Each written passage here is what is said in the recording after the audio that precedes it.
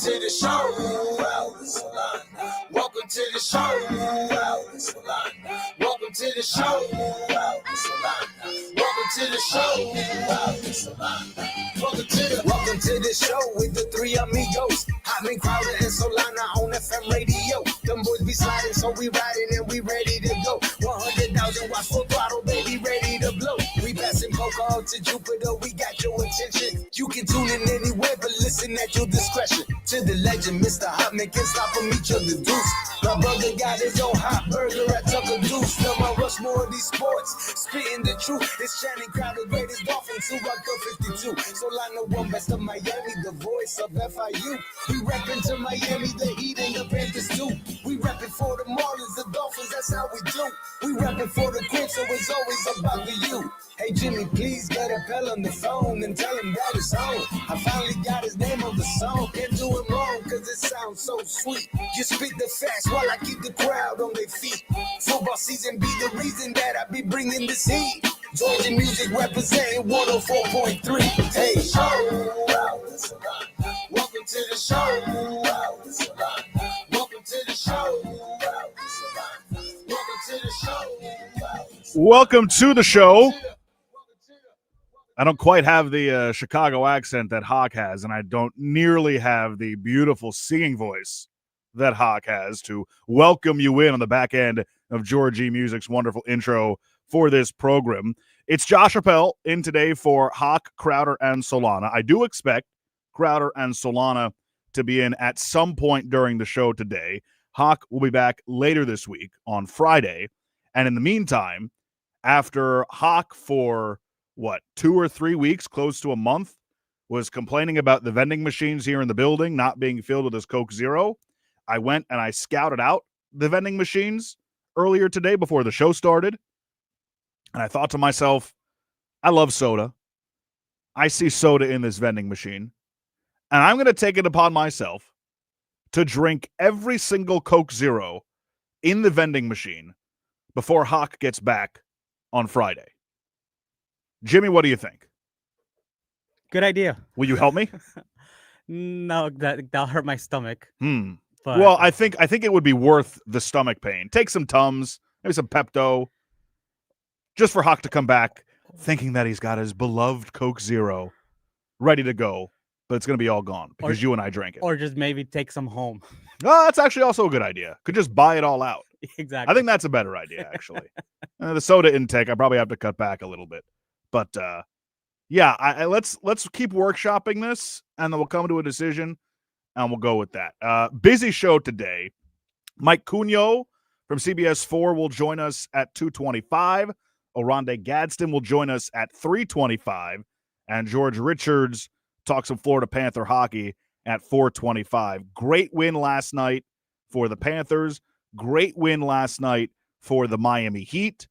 Now, if you didn't watch either game, the Panthers, they won 8-5 over the Canucks last night. They had 16 players get on the score sheet with a point, including Sergei Bobrovsky. Now, you may think that if you took the point prop for basically anybody on the roster, you were happy last night. Well, let me tell you, listeners, Jimmy, anyone who can hear my voice right now, I managed to wager on one of the only players in the lineup last night to not pick up a point, Mackie Samoskevich. And it wasn't for lack of opportunities for Mackie last night. He got robbed on a highlight reel save by the no-name goalie that played for the Canucks last night. He had 2 chances at an empty net late, and Mackie's been great this season. But if that doesn't give you an idea of how my wagers have been going lately, I don't know what does. Again, 16 players got on the score sheet last night, including the Panthers goaltender, Sergei Bobrovsky. Mackie Samoskevich played on the first line with Anton Lundell and Brad Marchand. Did not have a point last night. And so I took the L. Very unfortunate. What's not unfortunate is how the Panthers ended up winning that game. And the Miami Heat, big win over the Knicks, although they tried to cough it up late. What was it, a 10-3 run in the last 3 minutes? Or 11-3 run? The Heat were up 10. The Knicks had a couple of chances to tie it or take the lead. Thought they might have tied it on a goaltend that was later overturned. But we saw what Landry Shamet did to the Heat a couple of games ago. Dropped 1 billion points. So what did I do? All right. Landry Shamet. Over 12.5. Easy. Finish with 10. I can't buy a win right now. Terrible. Sports Talk on WQAM is presented by Paramount Plus. You can't count on much, but you can always count on Sundays with the NFL on CBS and Paramount Plus. Watch your local NFL game live every Sunday, all season long. Visit ParamountPlus.com/NFL to get started today.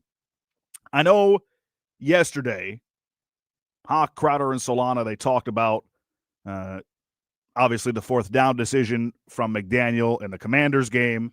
They talked about just the idea of the Dolphins continuing to win games with a very favorable schedule coming up. I want to get to those two topics today. I want to get to Notre Dame and Miami and the college football playoff. We've got CFP rankings coming later today, and I want to talk about that at some point because we are heading for an incredible debate about which of those two teams, if it comes down to it, should be in the college football playoff. So I want to talk about that. I want to talk about this Shedeur Sanders fiasco from Sunday and all the noise around it. And I also want to talk about just the Dolphins in general moving forward. I want to talk about Jamar Chase and him spitting in Jalen Ramsey's face. Why are we still spitting in people's faces, Jimmy? I don't know. It's disgusting. It's disgusting. And then he lied about it, and it was caught on video. He suspended a game. Ridiculous. I don't understand when people started to think it was okay. Again, in the year 2025, we went through this with Luis Suarez about a month or two ago and Inter Miami. And now Jamar Chase is suspended for a game. Hey, some of us have Jamar Chase in important fantasy matchups down the stretch. Jimmy and I both have him. He's one of the best receivers in the league this year. I mean, honestly, keep the spit in your mouth. Ridiculous. All right, so no Solana today, no Crowder, at least for the moment. Either one of them should be joining us at some point, which means I get to throw it to myself to do headlines here in the 2 o'clock hour before Mike Cunha joins us later in the 2 o'clock hour. Our headlines are sponsored by Doral Hyundai, home of the Pricito, our lowest price. Visit us at Doral Hyundai or DoralHyundai.com. Mentioned the Panthers won 8-5 last night over the Canucks, a franchise record. 16 players picked up points, including Sergei Bobrovsky, who also moved past Jacques Plante. Jacques Plante for 9th all-time in goaltender wins in NHL history. In a game, by the way, Jimmy, where the Panthers only gave up 15 shots on goal, and Bob let 5 past him. That was a crazy game. Yeah, the Panthers fell down 2-0, rallied back, made it 5-2. Then the Canucks stormed all the way back, made it 5-5. And the Panthers rattled off a few more unanswered after that. Brad Marchand, I want to talk to George Richards about the season that the 37-year-old Marchand is having. Where in the world would the Panthers be at the start of this season without Brad Marchand? Seth Jones scored twice, but Marchand a goal and an assist. He's up to 13 goals and 10 assists to lead the team this year, tied for second in the league in goals scored. He is having an unbelievable start to the season. How about the Heat? Mentioned earlier, they moved the 2-1 against the Knicks after a 115-113 win last night. The Heat held off the late 11-3 run by New York, had a couple of chances to tie it at the end. 7 players in double figures for the Heat. Fontecchio, how about it? Give me a little hand motion, Jimmy. A little Simone Fontecchio. 4 of 7 from 3. Khalil Ware, a double-double. The Heat are now 6-1 at home. A lot of disappointed New Yorkers leaving the arena last night. How about this? LeBron James, Steph Curry. Kind of knew this was going to happen, but they all but confirmed it on the Mind the Game podcast yesterday. Both will not be suiting up for Team USA at the 2028 Olympics. LeBron James will be 43. I can't believe that. Reading this sentence blew my mind. LeBron will be 43 during the 28 Olympics. Steph Curry will have just turned 40. And he didn't slam the door shut quite like LeBron did, but Curry said that his participation is unlikely. He said he'll still have the choice and the physical option where he could impact the team. Never say never, but twice said he highly doubts that he will participate in the 2028 Olympics. The Dolphins, they're on a well-earned bye this week. And guess what, Jimmy? They're back in the hunt. Yeah. They are Let's go. back in the hunt. I mean, who doesn't love being in the hunt graphic in mid to late November? The Dolphins live in the hunt graphic in mid to late November. And Jimmy, You know who's also in the hunt? who? The Chiefs. Oh my goodness. Okay, so we'll get to this at some point today as well. But the Chiefs are 5-5, and they've lost some really important games where now they don't have a tiebreaker that they would need if it came down to it. They've got the Colts this weekend. They're favored against Indianapolis, but I'm obviously not going to doubt Patrick Mahomes and Andy Reid. But man, they might not make the playoffs. Like if they lose to Indy this week, could be a wrap on this season for Andy Reid and the Kansas City Chiefs, but obviously a long way to go and a lot to play out. The Dolphins, though, they have the Saints and the Jets coming up after the bye, which means your Miami Dolphins could be 6-7 heading into a Monday night game against the Pittsburgh Steelers. And I don't think many people expected that after the 1-7 start. Some disappointing news, though. I know the guys got to it yesterday. Juju Brents, he will miss the rest of the regular season, suffering an injury in Madrid. Really unfortunate because he was a pretty solid midseason pickup by Chris Greer, and he will no longer be able to play this season due to a season-ending injury. All right, your weather sponsored by Chill Zone AC, featuring reliable Ruud AC systems. Make your AC great again. Visit chillzoneac.com. It is in the mid to low 80s, partly cloudy skies, beautiful weather out here in South Florida. So, Mike Cugno from CBS 4, WFOR, he'll join us next. More Hochman, Crowder, and Solana show coming up. It's Appel in for the guys right here on 104.3 FM WQAM, Miami's sports leader. This is Hoch, Crowder, and Solana.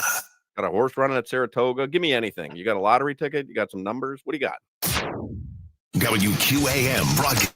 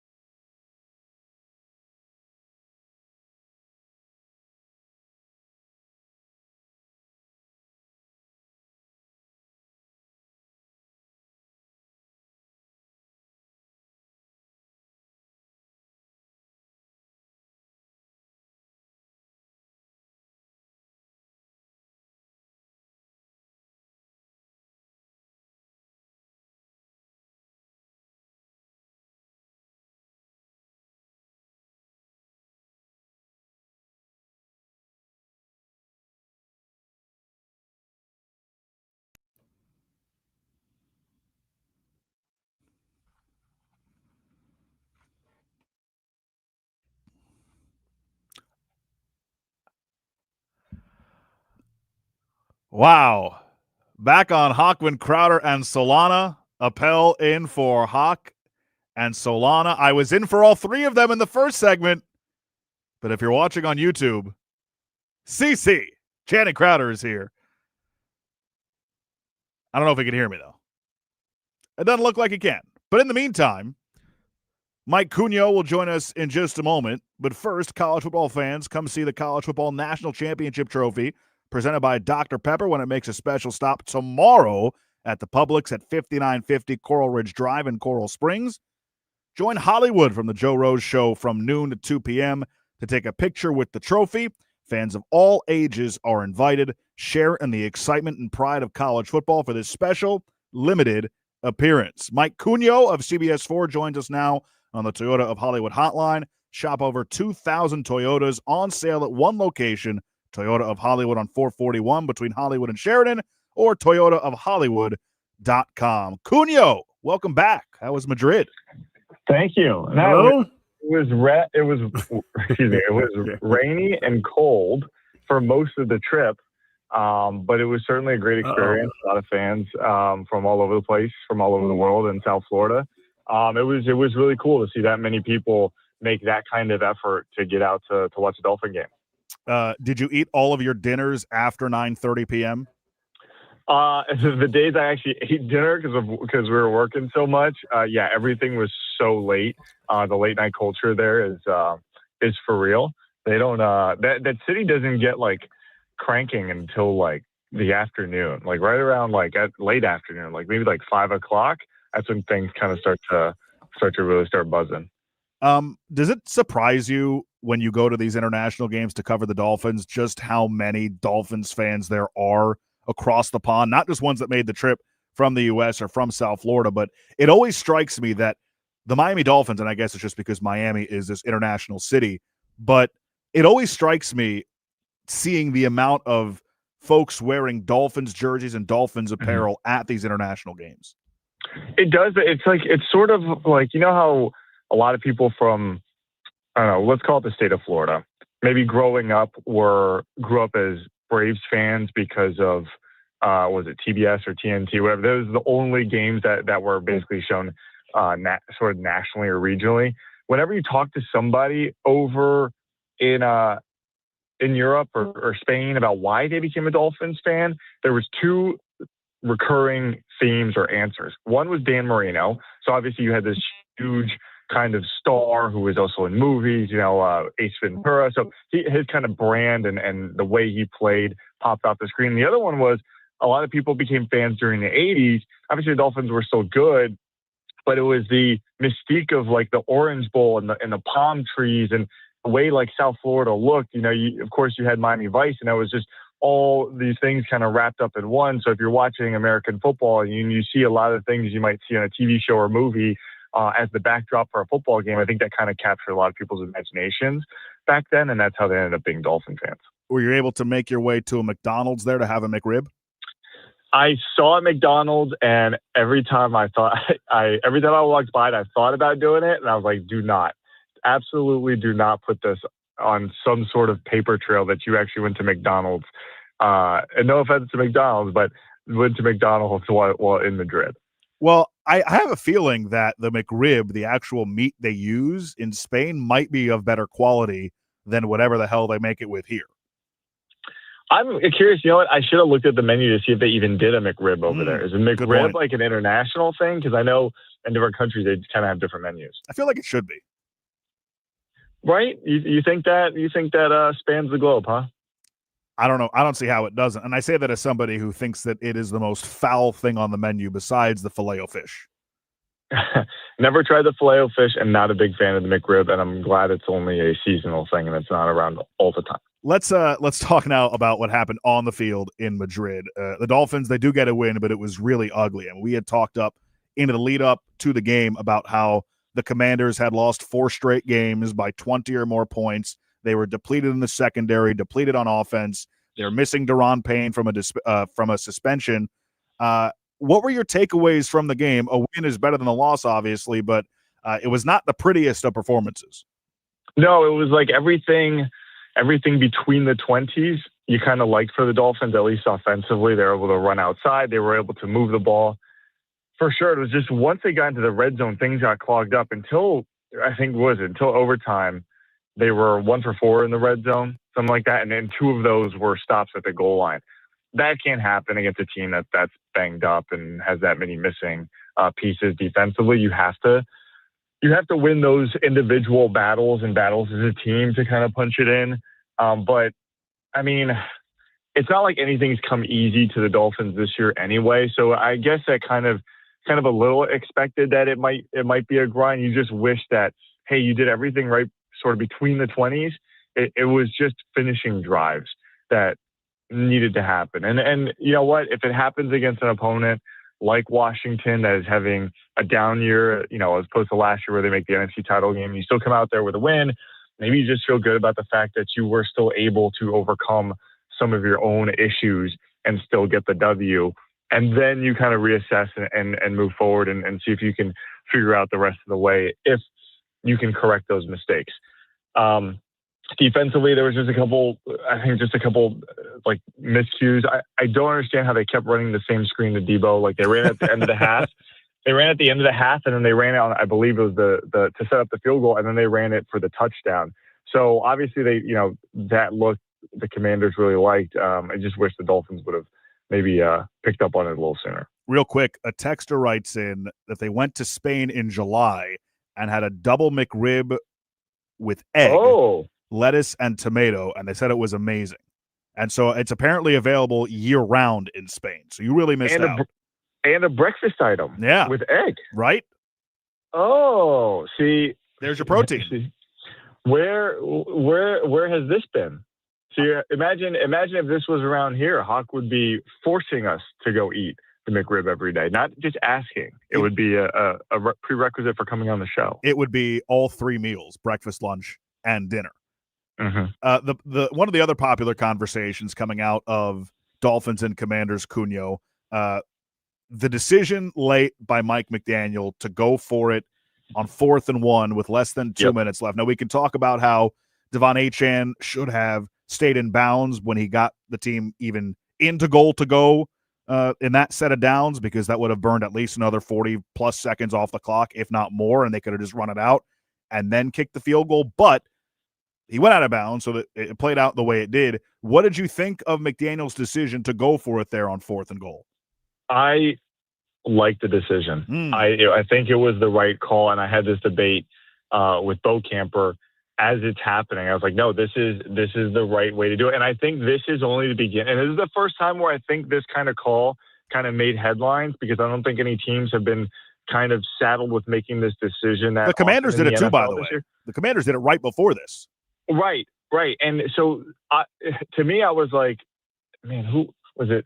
Was it Greg Olson brought this up at some point, where teams were going to have to start thinking about this? Do you trade the field goals?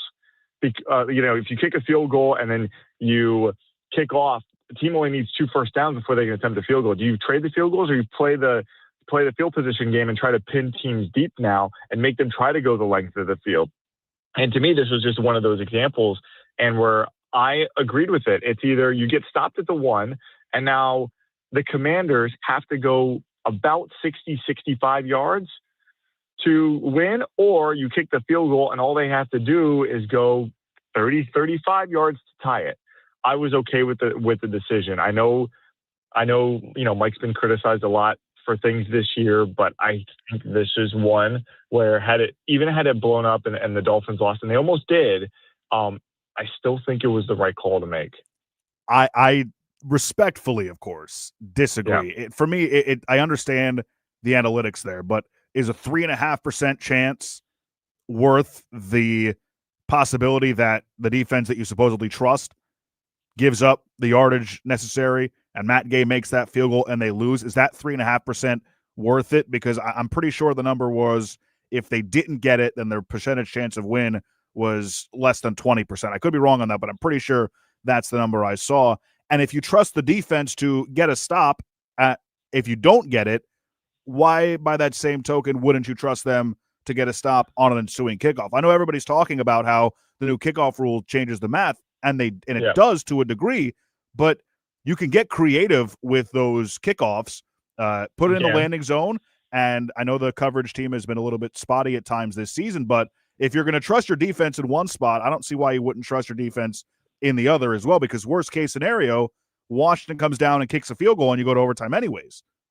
Right. I don't even think it's the defense aspect of it. I think it's the Commanders who had a uncharacteristically bad day special teams wise. They're a good special teams unit. They released their kicker. Did they end up releasing that? Yeah. So they had this year at least been good in that area. I think that plays a factor in it. And you mentioned if the Dolphins cover team hasn't been great, then it's even fewer yards where they go get it. I just think you get the touchdown there, great. You probably go on and win, or otherwise you basically got to make them go between 60, 70 yards to get the win, and it helped. You trust your defense enough to make sure you got that stop, and they kept them within a big enough distance that Matt Gay wasn't going to make that field goal. Mike Cunio, CBS 4, joins us here on Hochman, Crowder, and Solana. Cunio, the Dolphins have a very favorable schedule coming up. Mm-hmm. The team has a chance to be back right in the thick of things. I would consider them, quote-unquote, in the hunt. They should be in the graphic right now. They've got New Orleans, the Jets, before they head into the Pittsburgh Steelers Monday night game, who may or may not be with Aaron Rodgers, who hurt his wrist on Sunday. Are you buying any of this right now, or is this more of a week-by-week thing with you and this team? It's definitely week by week, but this is kind of setting up to what I had thought about this team coming into the year, where I looked at last season's result and said, okay, they won 7 games without Tua in the lineup the entire time, so they should still at least be, that would be the floor for this team. They could get, obviously, the 7 wins, but I think they could get beyond that, 8, 9, 10 wins. And so now that's kind of, I don't want to say it's coming to fruition, but it's definitely in play. It's not out of the question anymore. So I think this team is right where kind of predicted they would be. Just maybe the math and how they get there was different. But I wouldn't count them out. I mean, the AFC is kind of all over the place. It's a weird year where the Chiefs are like 3rd in their division. The AFC North, which you thought, okay, maybe they're going to get 2 teams in the playoffs, like the Bengals, the Ravens, Steelers might be good, but now they probably only get 1 team because the Ravens will probably end up catching everybody in that division, with everyone kind of, I don't call them mid, but yeah, kind of frustratingly mid. Yeah. And so basically it's the AFC West and the AFC East are going to have multiple teams in. So will they make the playoffs? I'm still not, I'm not a believer yet, but will they be in the hunt graphic the rest of the way? Probably. They're always in the hunt graphic. It's like when the Florida Panthers were 4 points out of the final playoff spot with 2 games in hand perennially until the Will Weedo era. Right. Cunio, last thing for you before I let you go. Where do you stand? We're going to college football now. Where do you stand on Miami and the college football playoff if the Hurricanes win out and it comes down to them and Notre Dame? Because it's setting up right now. We'll see the rankings later tonight, but the committee already has signaled they view Notre Dame in higher regard than they do the Miami Hurricanes. What do you think should – right, the head-to-head. I mean, what's the point? So my problem with Notre Dame is if they get in, let's say in a weird way, both Miami and Notre Dame get in. I still have a problem with Notre Dame being in it because they've lost to 2 playoff teams, Texas A&M and Miami. So why do we need to relitigate that on the field? The games have to matter. Who you play matters. Head to head have to matter. Otherwise, what's the point? We will stop scheduling these tough out of conference games and let's just play 12 in-conference games if the math works out, if you have enough teams to do it. I know, Miami adding basically the entire West Coast to their conference can probably pull up, but what's the point of adding these kind of out-of-conference games that apparently mean nothing? So the win doesn't mean anything and a loss doesn't mean anything. Why even go through the charade?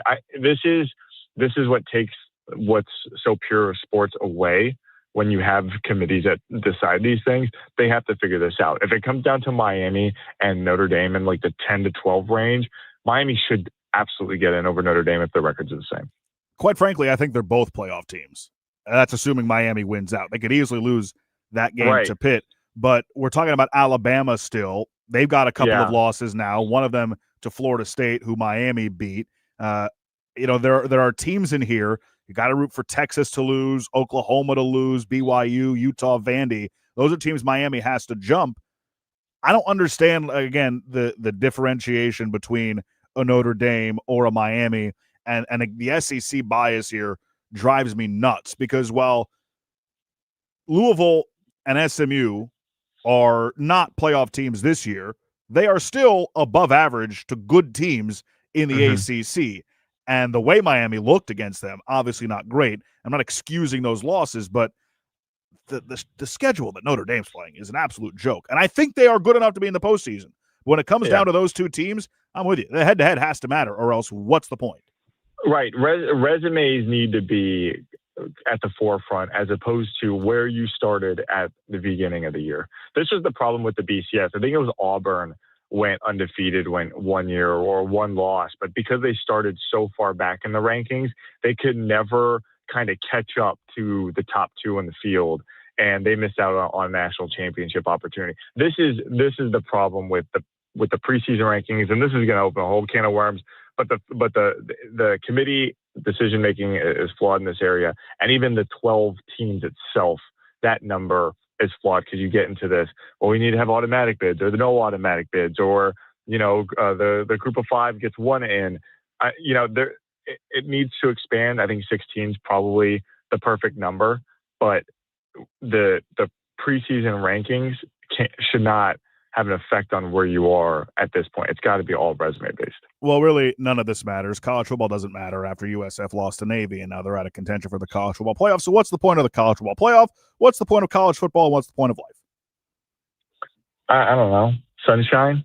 I don't know. That's not doing it for me. I'm pretty depressed after Saturday. Mike Cunio, CBS 4, always appreciate your time. Glad you're back here in the U.S. after some long travel to and from Madrid. Thanks, man. Thanks for having me on. Appreciate you. More Hochman, Crowder, and Solana coming up next. This is Hoch, Crowder, and Solana. You're not going to learn anything about sports on this show. I'm sorry. You're not. But I know McDonald's. Today's topics are sponsored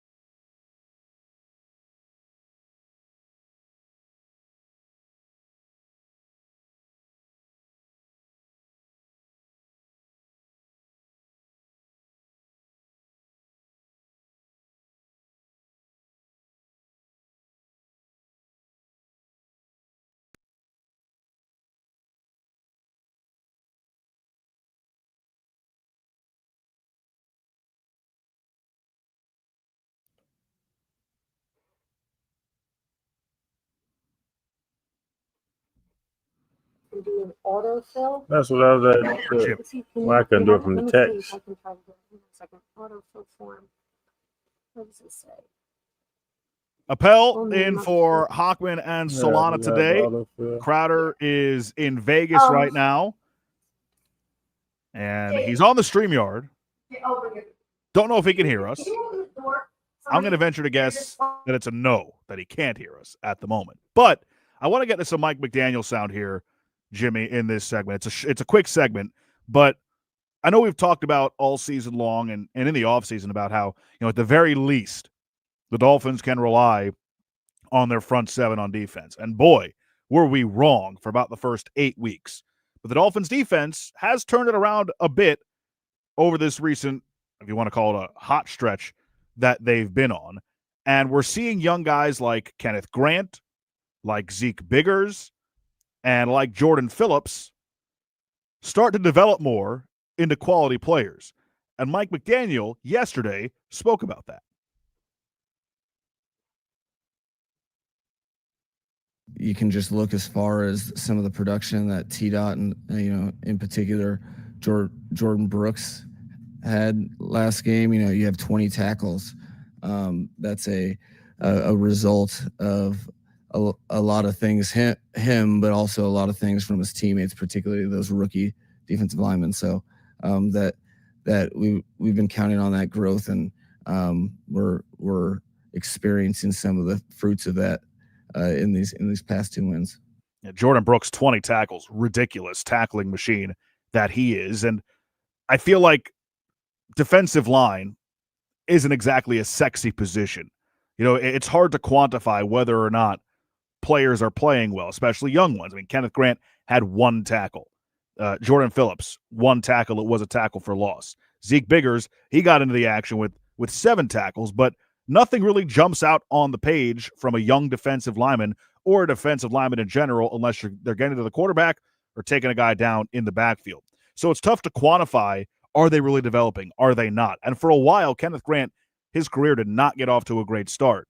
But as you'll hear from Mike McDaniel in a second, he's become super impressed with these guys. And I know we're in this instant gratification era where every guy that the Dolphins pick or every guy that any team pick, you want to see them contribute right away and make big plays and make an impact. But sometimes development, it takes time. And Mike McDaniel alluded to that. The rookie D-line class had a bigger game this week. Yeah, no, it was cool to. Yes, I do remember because he said you were out. I think the team has really. Not a bad place to be. We knew what we signed up for. Yeah. And the residual belief is because the individuals have given us that. I think it's been really cool to watch both 94 and 90 really grow, and then to have Zeke come out and get some playing time, the game previous, and then really get some meaningful snaps this week. It was a big deal. It's something that we've been counting on all season. Jimmy, I hate to say it, but I think I'm buying it. I think I'm buying this team being in the hunt. The false hope is here, and I am buying it until they lose to Tyler Shuck and the Saints, who, by the way, I have this weekend in maybe the most depressing matchup of the season in New Orleans, the Saints and the Falcons. That's my game on Sports USA this weekend. The Dolphins have the Saints, of course, coming up. They already throttled the Falcons during Atlanta's 5-game losing streak. But I really do think that there's something to look forward to with these young defensive linemen for the Dolphins. And who would have thought? It takes reps and it takes plays and games for you to see the fruits of the labor and the development really show. All right, that'll do it for the 2 o'clock hour here on Hochman, Crowder, and Solana. Hopefully we'll get things figured out with Crowder from Vegas. For the 3 o'clock hour, Oronde Gadsden will join us at 3:20, and then we'll talk with George Richards at 4:20 in the 4 o'clock hour. All right, more Hochman, Crowder, and Solana coming up next on FM 104.3 WQAM. And Solana. I'm just saying that I'm Hoch. We talk Tua. Hoch Tua.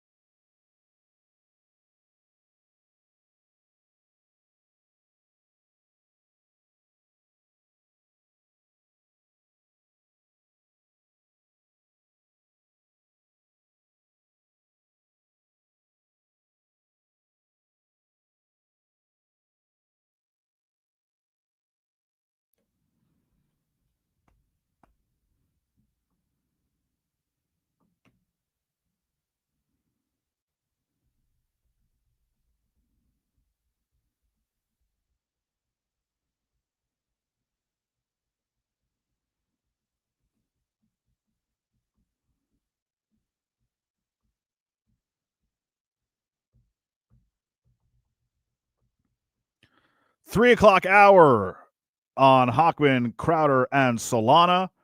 Appel in for Hawk and Solana today. Jimmy in the studio as well. We're still trying to get things right with Crowder, who's out in Vegas. I see him on our feed, but I don't know if he can hear us. This is our third time, so hopefully the third time is the charm. If not, we'll get it figured out at some point. Solana will also make an appearance on the program today at some point as well. We've got Oronde Gadsden joining us in the next segment. George Richards of Florida Hockey Now will join us as well in the 4 o'clock hour. But we're going to do 15 minutes of Game Day Uncensored here, brought to you by the Lexus December to Remember sales event. Get offers on select models for a limited time. Learn more at Lexus.com. So I was listening to the show yesterday, and the guys were talking about whether or not it's advantageous for the Dolphins to keep winning the way they are or do another tank and get a higher draft pick. And Barry Jackson was adamant about this on his Twitter account. He wrote a column about it as well. And I've gone back and forth on this. I think it's a legitimate point that there isn't an Andrew Luck, there isn't a Caleb Williams, Jaden Daniels type quarterback in this draft that you know is a surefire thing. You know, Fernando Mendoza, he might turn out to be good. Ty Simpson, maybe. Dante Moore, I mean, those are the three guys that'll likely go first as far as quarterbacks in the next draft. But Barry Jackson's point, which is, why would anyone assume that the Dolphins would pick the right executive and coach to turn this into a Super Bowl contender? They've never done this under this ownership. I don't really buy that as a reason to not go for it again or tank again. I really don't. You can't base what might happen in the future off of the failures of everything that's come before. You just can't. Like, did the Buffalo Bills think that they were ever going to get to this point with Brandon Beane and Sean McDermott? Did the Detroit Lions fans think they were going to be mired in failure for the rest of time before Brad Holmes and Dan Campbell were hired by the Lions? The Commanders, I know they're having a down year, but Dan Quinn, Jaden Daniels, like, I don't buy that just because they haven't hit on hires previously, that means they're going to fail again in the future. I don't think that's a reason to dismiss the point that, hey, maybe winning these games that will likely turn out to be meaningless wins, you know, will not hurt the franchise. I agree to enjoy the wins when they come. Winning is really difficult in the NFL, as we have certainly seen for a long time. But I don't buy the point that just because the Dolphins haven't hit on their hires previously, that they will continue to whiff and fail. Because we've seen plenty of teams and franchises in the league have that same type of history. And then all it takes is one. Now, granted, what's come with all those hires? They find a quarterback. Brett Veach and Andy Reid ditched Alex Smith and found Patrick Mahomes. Brandon Beane and Sean McDermott, they found Josh Allen. The Commanders, Dan Quinn and Jaden Daniels. The Bears, Ben Johnson and Caleb Williams. Obviously, it's predicated on whether or not the Dolphins are able to find that quarterback. That's the most important thing. But I don't think that it should deter you from wholesale changes just because they haven't hit on previous hires. Somebody in the chat asks, well, nobody you mentioned won any Super Bowls. What did they find? Well, they found themselves being contenders every year now. They're perennial playoff teams. Injuries wrecked the Commanders' season this year, but we know Jaden Daniels to be a good player. We know Terry McLaurin's a good player. He's been out for a while. Their entire secondary is hurt. This is a lost season for the Commanders. I understand that being bad doesn't mean you're going to hit on the picks. I know we've seen that in the past. But the Dolphins are telling you, I mean, there were 2 under-the-radar dismissals by Stephen Ross over the last few weeks from the scouting department to guys that had been there for 20 plus years. Chris Greer obviously been there for 20 plus years. This feels like they're heading towards full-sale changes.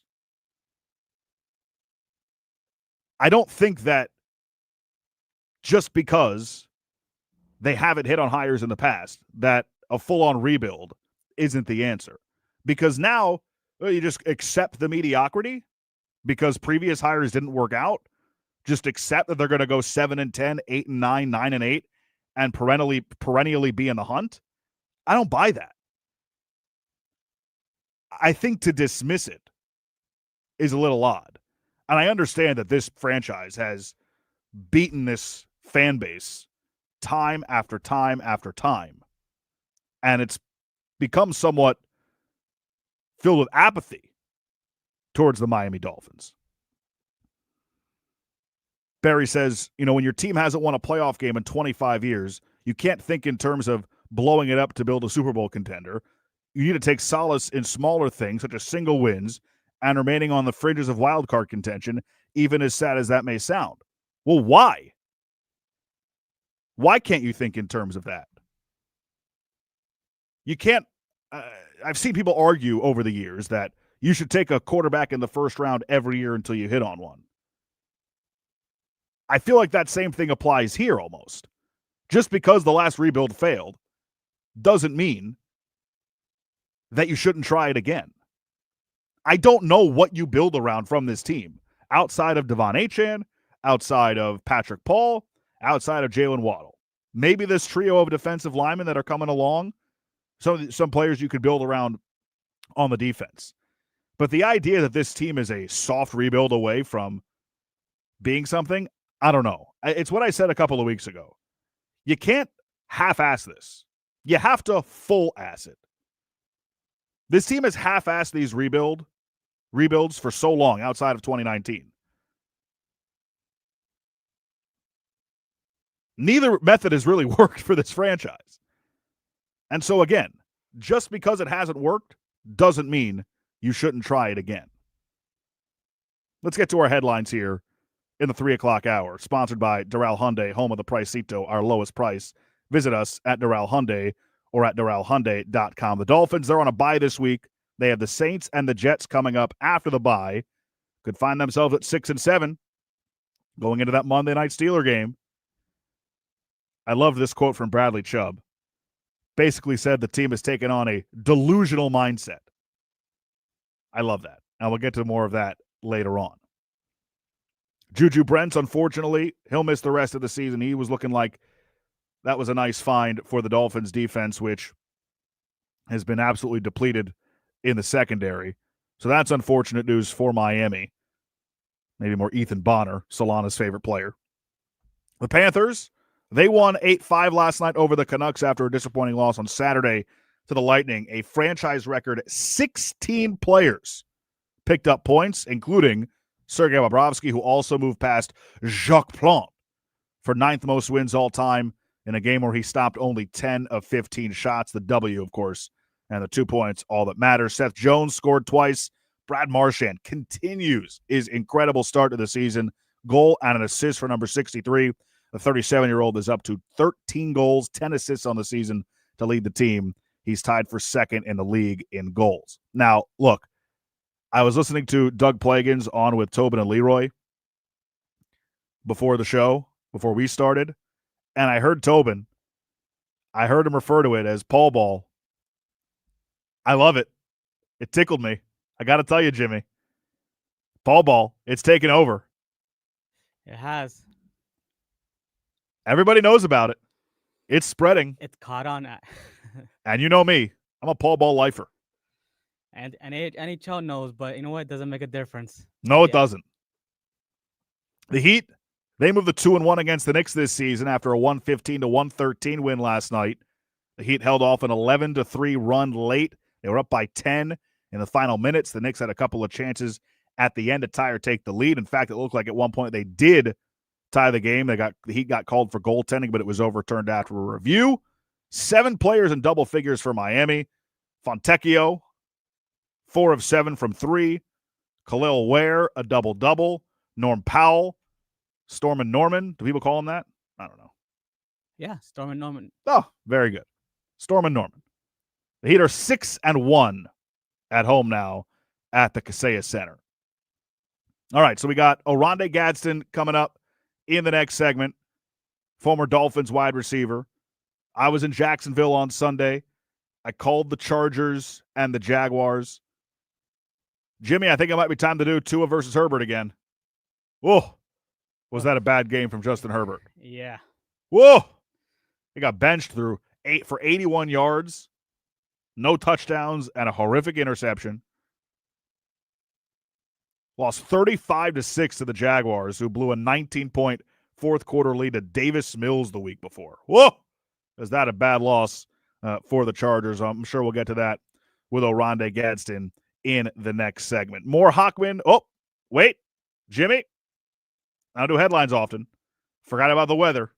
Your weather, sponsored by Chill Zone AC, featuring reliable root AC systems. Make your AC great again. Visit chillzoneac.com. Partly cloudy skies. Temperatures in the low 80s. Beautiful day in South Florida. And yes, chat, I'm not actually serious about doing Tua versus Herbert again. We all know it's already settled. Tua's better. More Hochman, Crowder, and Solana coming up next. This is Hoch, Crowder, and Solana. Is there any possibility that Billy the Marlin is a bird? Today's topics are sponsored by Local Plumbers 519. Yes, the Dolphins won, but questions remain if the Dolphins can continue to win and be on the edge of a wild card spot. Tua believes the Fins can keep the momentum going. Yeah, I would say we're going to enjoy this win. We're going to get back in, to Miami. We're going to get back into the building. We're going to look at things that we need to clean up. We're going to have our meetings and whatnot, see and figure out how we can continue to keep the momentum going through the bye week. The Canes also won this past weekend and moved up a notch to number 14 in the rankings. Mario Cristobal told Joe Rose things are moving forward as the season winds down. We're always talking truths, man. We're on the verge of playing our best football, and we've done some great things, and we got to go take care of our business, and everything else will take care of itself. The Canes travel to Blacksburg to play Virginia Tech Saturday. The Heat and Panthers played last night. We'll fill you in. Tuesday Talk on FM 104.3 WQAM. And you can also listen to WQAM on the Odyssey iHeartRadio and TuneIn app. Today's topics are sponsored by Local Plumbers 519. Join a winning team of union-trained Local 519 plumbers and build a strong, lasting career. Learn more at plumbers519.com. Y'all can get that Cadillac you've always wanted at Edmore Sawgrass Cadillac.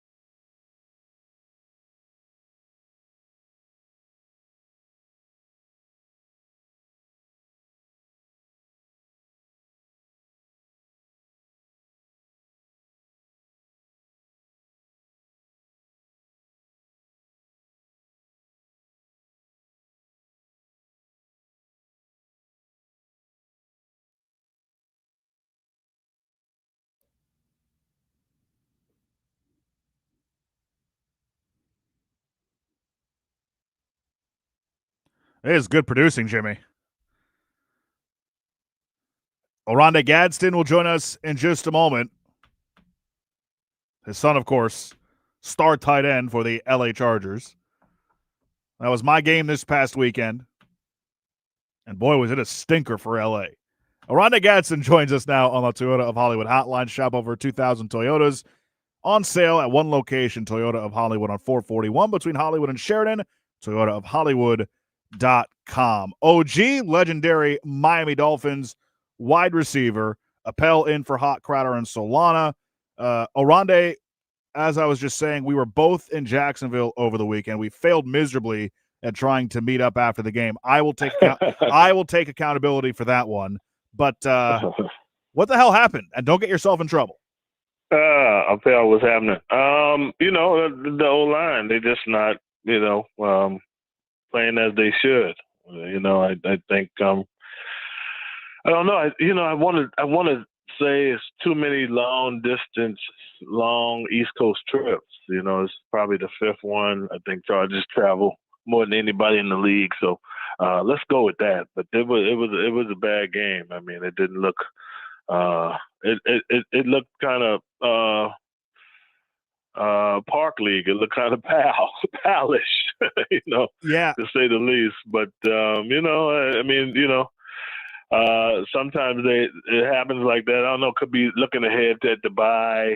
I think there were some accounts that said if the Chargers won that game, they were 91% chance locked to make the playoffs. So that might have got into the head. I don't know, but they weren't ready to play. That's for sure. Yeah, and it was surprising because you would think, as you pointed out, that a West Coast team coming to the East Coast for an early start, disadvantageous or whatever the word is.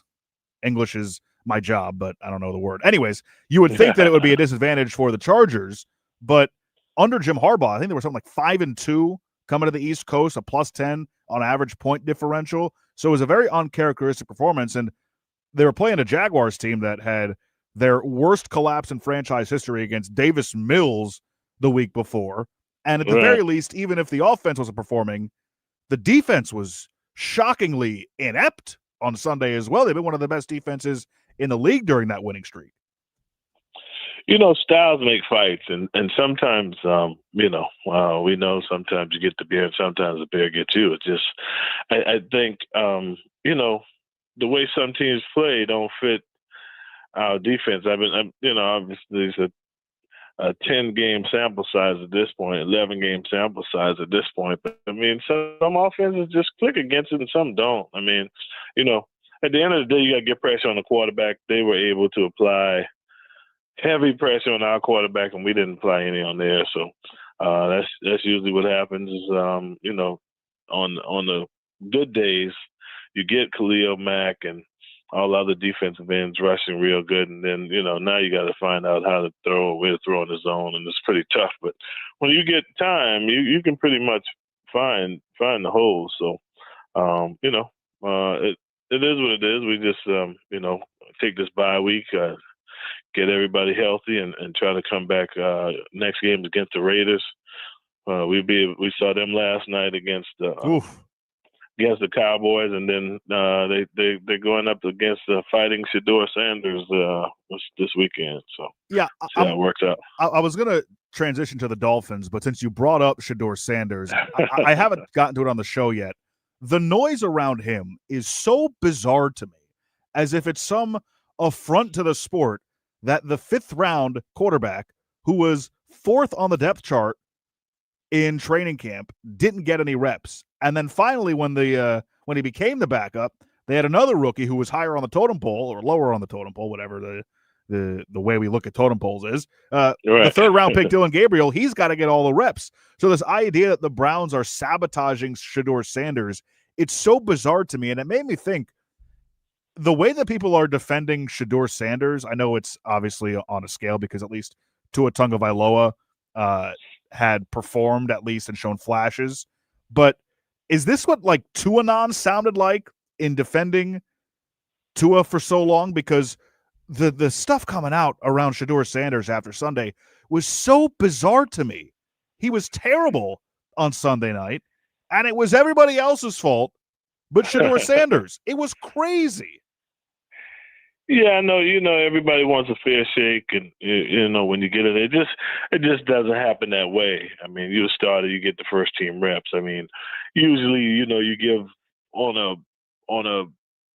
scale or on a play sheet during the practice, you may have 10 plays. Starters, the one's gonna get 7. The 2s may get 3, or the 2s get 2 and the 3s get 1. Maybe, but usually, it's 7 on 7. Usually, the starter gets them all. So, I see, what everybody wants, and at least this week's we'll be able to see, because he's going to get all the reps with the ones, right? And he's playing against a team that's equal his record. They're not like they playing the Denver defense, right? That got 50 sacks. They're playing the Raiders. So I mean, the Raiders and the Browns kind of like apples and apples. I mean, you know what I mean? And there's nothing stellar about either one. So I think all the questions will be answered this week, and then we'll know one way or another, what the deal is. I just think this is still from the draft hangover. Yeah. Why did he go so late? That's what the whole deal is. I don't think it's, I wouldn't even say, it's a racial deal. I think it's just, I agree. Everybody just thinks he should have went before the 5th round. And now that he's playing about to play, it was about, he didn't get the reps. But, nobody gets the reps. When they throw you in there, they throw you in there. Like, you know what I'm saying? Trey Lance came in for Justin Herbert. That was something. Right. He looked just as out of sorts. Not like he was like the 3rd pick in the draft, right? Or something like that. Like, he didn't get no first round reps. You know what I'm saying? He was running around for his life, throwing the ball, everywhere but loose anyway. So I'm just glad to see, hey, he's going to get the first round reps, and he's playing a, similar team. He's not playing anybody, like I said, now he's playing he's not against a vaulted defense where they're just going to blitz and sack him every time. So we'll see. The questions will be answered. I think he's going to do just like, a first game 12, game 11 starting quarterback would do when they just throw you in there. I don't think he's going to light it up, and I don't think he's going to lay a dud either. I think he's going to play decent. But to that point is, Kevin Stefanski or whoever calls the plays got to call some plays. They got to call some plays that he can handle. You know what I mean? You can't give him, 4-layered read on 3rd and 12. I mean, he's going to get sacked. You know what I mean? Like, let's, let the tight end block out the 2 and go to the flat, hit him on the flat, or hit, a dig, or, a comeback, something simple. If you expected him to, I mean, it didn't work for Joe Flacco. You know what I mean? He done went to Cincinnati and did decent. So you got to call a play. You got to know your personnel. So that's going to be, that's going to be the next hurdle if it doesn't work out. Look, I hope that Shedeur proves me wrong. I don't see it. I think what we saw on Sunday was exactly why he fell to the 5th round. He doesn't have good pocket presence. The game moves really quickly for him, almost too fast, and I'm not confident in that arm strength. But you're right. I mean, he will have a full week of reps, and he will get a chance with all the ones for the first time, and maybe we will have a better way to evaluate him after this week. All right, let's talk about the Dolphins. All right, let's do it. They eked out a win in Madrid against a really depleted Washington Commanders team, but a win is a win, especially overseas. Crazy things happen there all the time. The Dolphins are 4-7, favorable schedule coming up. What did you make of the game and Mike McDaniel's decision to go for it there late? Yeah, I mean, I think this is what we should have been doing. We should have been playing like this the whole time. Obviously not the Redskins, the Commanders didn't have, everybody should have, but everybody's hurt at this point. Everybody got some people down. You got to win the game. You're not gonna play. You're not gonna play Buffalo every week. You know what I mean? You're not gonna play. The Colts every week. So we did what we were supposed to do. Come back home. We're on a 2-game winning streak. So hopefully we can keep it going. Hey, win like 5-6 and see what happens. I mean, got a chance, got to beat the Patriots. You have to do that. You have to take care of what you got to take care of. But, I like the game plan. I like the way they played. Tua played a decent game, and Mike got to go for it at this point. What else you got to lose? You know what I mean? Like Book you're game. behind the 8 ball. Yeah, right. But you remember when? I guess when Flo was in that position and we were like 0-7 or whatever, and he won the next 7. Like this will be the third time that's happened. That's what I'm we did saying. it. The Dolphins did it last year. They did it with Flo when Tua saved the season. That Baltimore game, the Thursday night, and it feels like it's happening again this year. Yeah. So I mean, I don't know what the problem is, because I mean, when I played, those September and October games, man, we were so excited. We were excited for you to come down here. Like, I think, I don't know for sure, but I'm pretty sure between September and October at home, we'd win, 85, 87% of the game. So the late starts is, I don't get it. I'm kind of confused by it, but hey, that's how it works. That's how it works. But I don't know how much solace you get out of being out of contention and then just winning the last 7. I would kind of like the Chargers. I'm so happy that we won those first 7 games, and so I think it's a little better when you start out early. So I think that's what happened. We started out early in that game against Washington, and we went down the field. We ended up kicking the field goal. I think it was 3-0, and then once you get some points on the board, we know in this league you got to score 7. Like, same thing in the Chargers game. I hate to keep talking about it, but that's fresh on my mind. We got the interception on their side of the field. We kicked the field goal last night. The Raiders, it was 3-3. They got a fumble from Dak. You at the 30-yard line, and you kick a field goal. We're not gonna win like that. They got to score some touchdowns. So, I think you keep fighting. In the Dolphins' case, you got some good pieces. I don't know whether the pieces are joined off to go somewhere else or stay here. Whatever the case may be, it always feels good to win a game in the NFL, and that's what's going to happen. Last couple here for you. First, the spitting incident. Spitting is back again, apparently, somehow. Jamar Chase spit on Jalen Ramsey. Ramsey socked him in the helmet, got ejected from the game on Sunday. Jamar Chase lied about spitting in Ramsey's face. There was video evidence, and he's now suspended for a game. We know Crowder's story about getting spit on.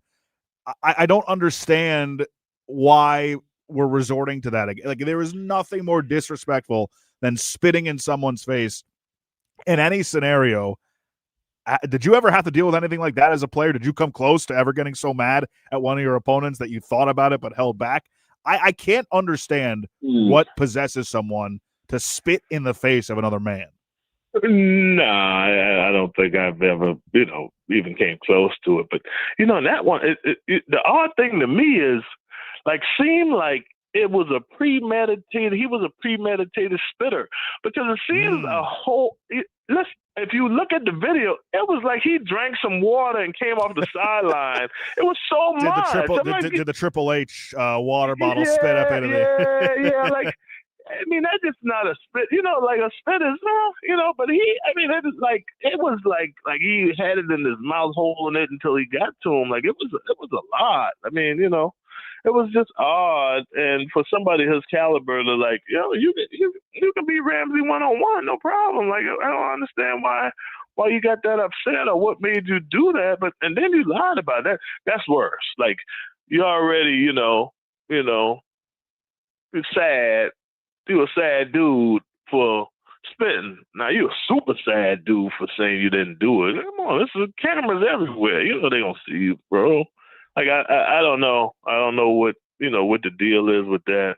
The only thing I really can remember, and the only one that comes to light every time this happens, is the Bill Romanowski one. Yeah, I think that was bad. That was like the first one. That was terrible. Like, that was. That was a racial divide there. That was a locker room divide that day. Like, as good a player as Bill Romanowski was, you know what I mean? Like, that was, and you kind of felt it. Like, he ain't playing with a full deck of cards. But that day, you really knew, and it was bad. So every time it comes up, that always pops up in my mind, because that was my era, and that's what I played. And I was like, oh man, like.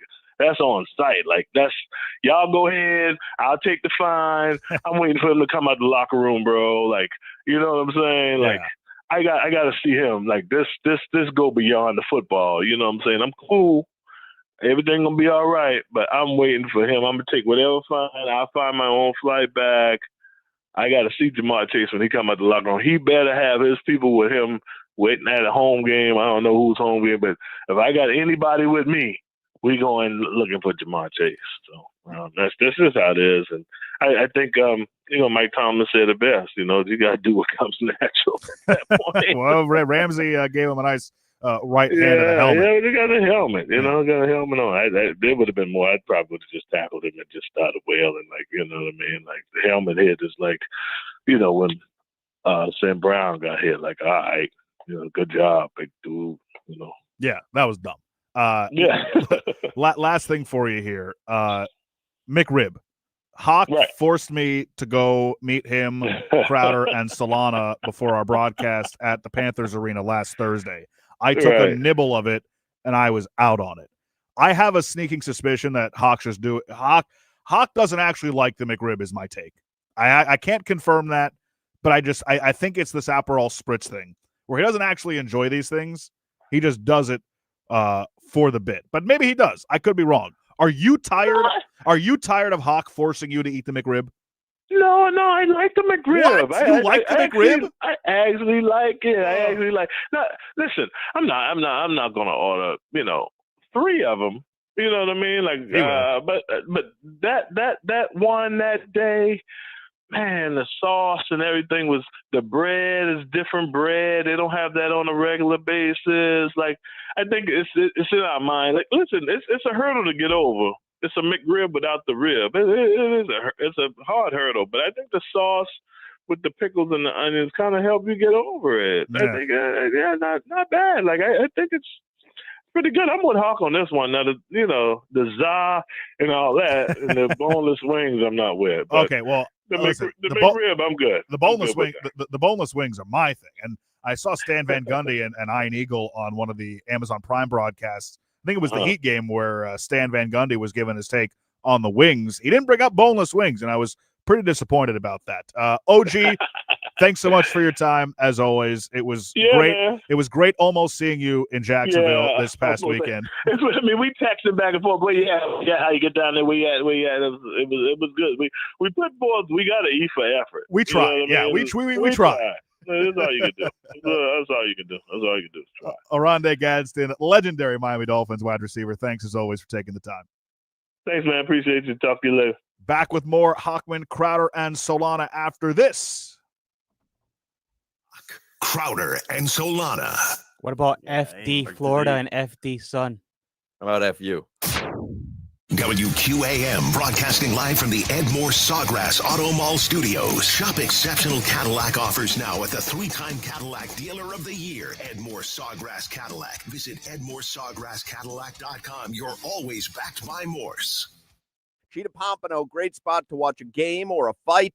HD TVs throughout the club, VIP areas, 4 stages of entertainment, and the most beautiful ladies in South Florida. Cheetah Pompano has an amazing complimentary gourmet lunch till 3 p.m. every day. Happy hour specials till 6. That lunch at Cheetah Pompano is so good.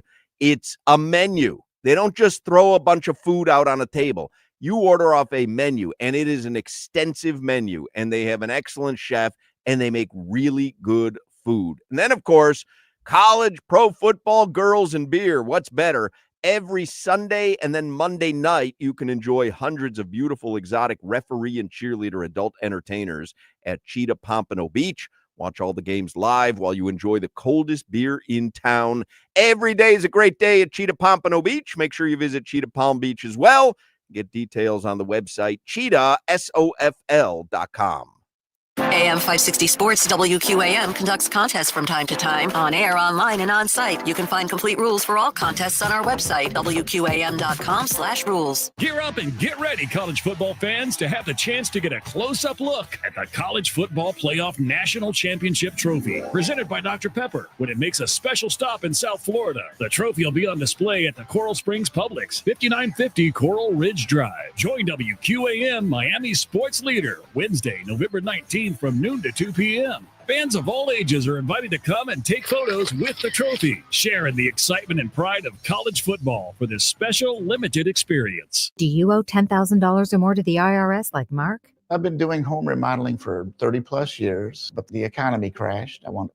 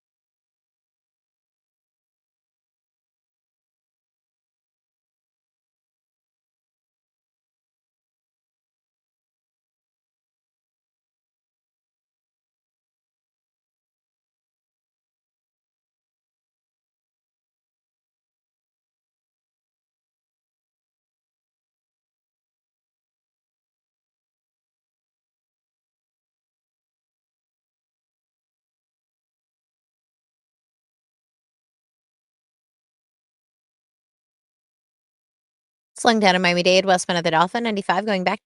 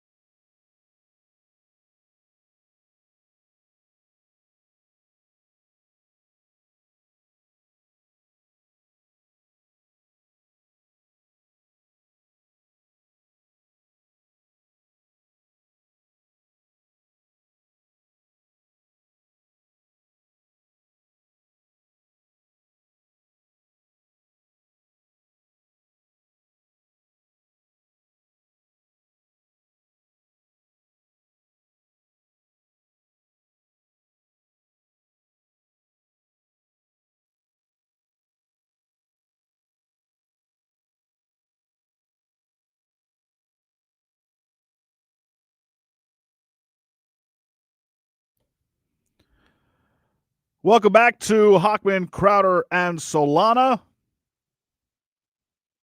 Appel in for all three. Jimmy is here as well. Maybe Crowder's best contribution in the history of the show today. Tried to get him on 3 times from Vegas. Unfortunately, unable to connect with him. But he will be on the program tomorrow, as will Solana. And Hoch will be back later this week. Jimmy, did you watch Monday Night Raw last night? I did not, but I heard what happened. Okay, so I don't bring this up to get into nerd wrestling talk, I promise. But Cam Scattaboo and Abdul Carter were at Monday Night Raw at MSG last night. And Cam Scattaboo is out for the season, recovering from surgery on a dislocated ankle. Abdul Carter is having a tough rookie season, has been late to meetings, slept through a walkthrough this week as well. And last night, they got into a quote-unquote physical altercation with a few wrestlers.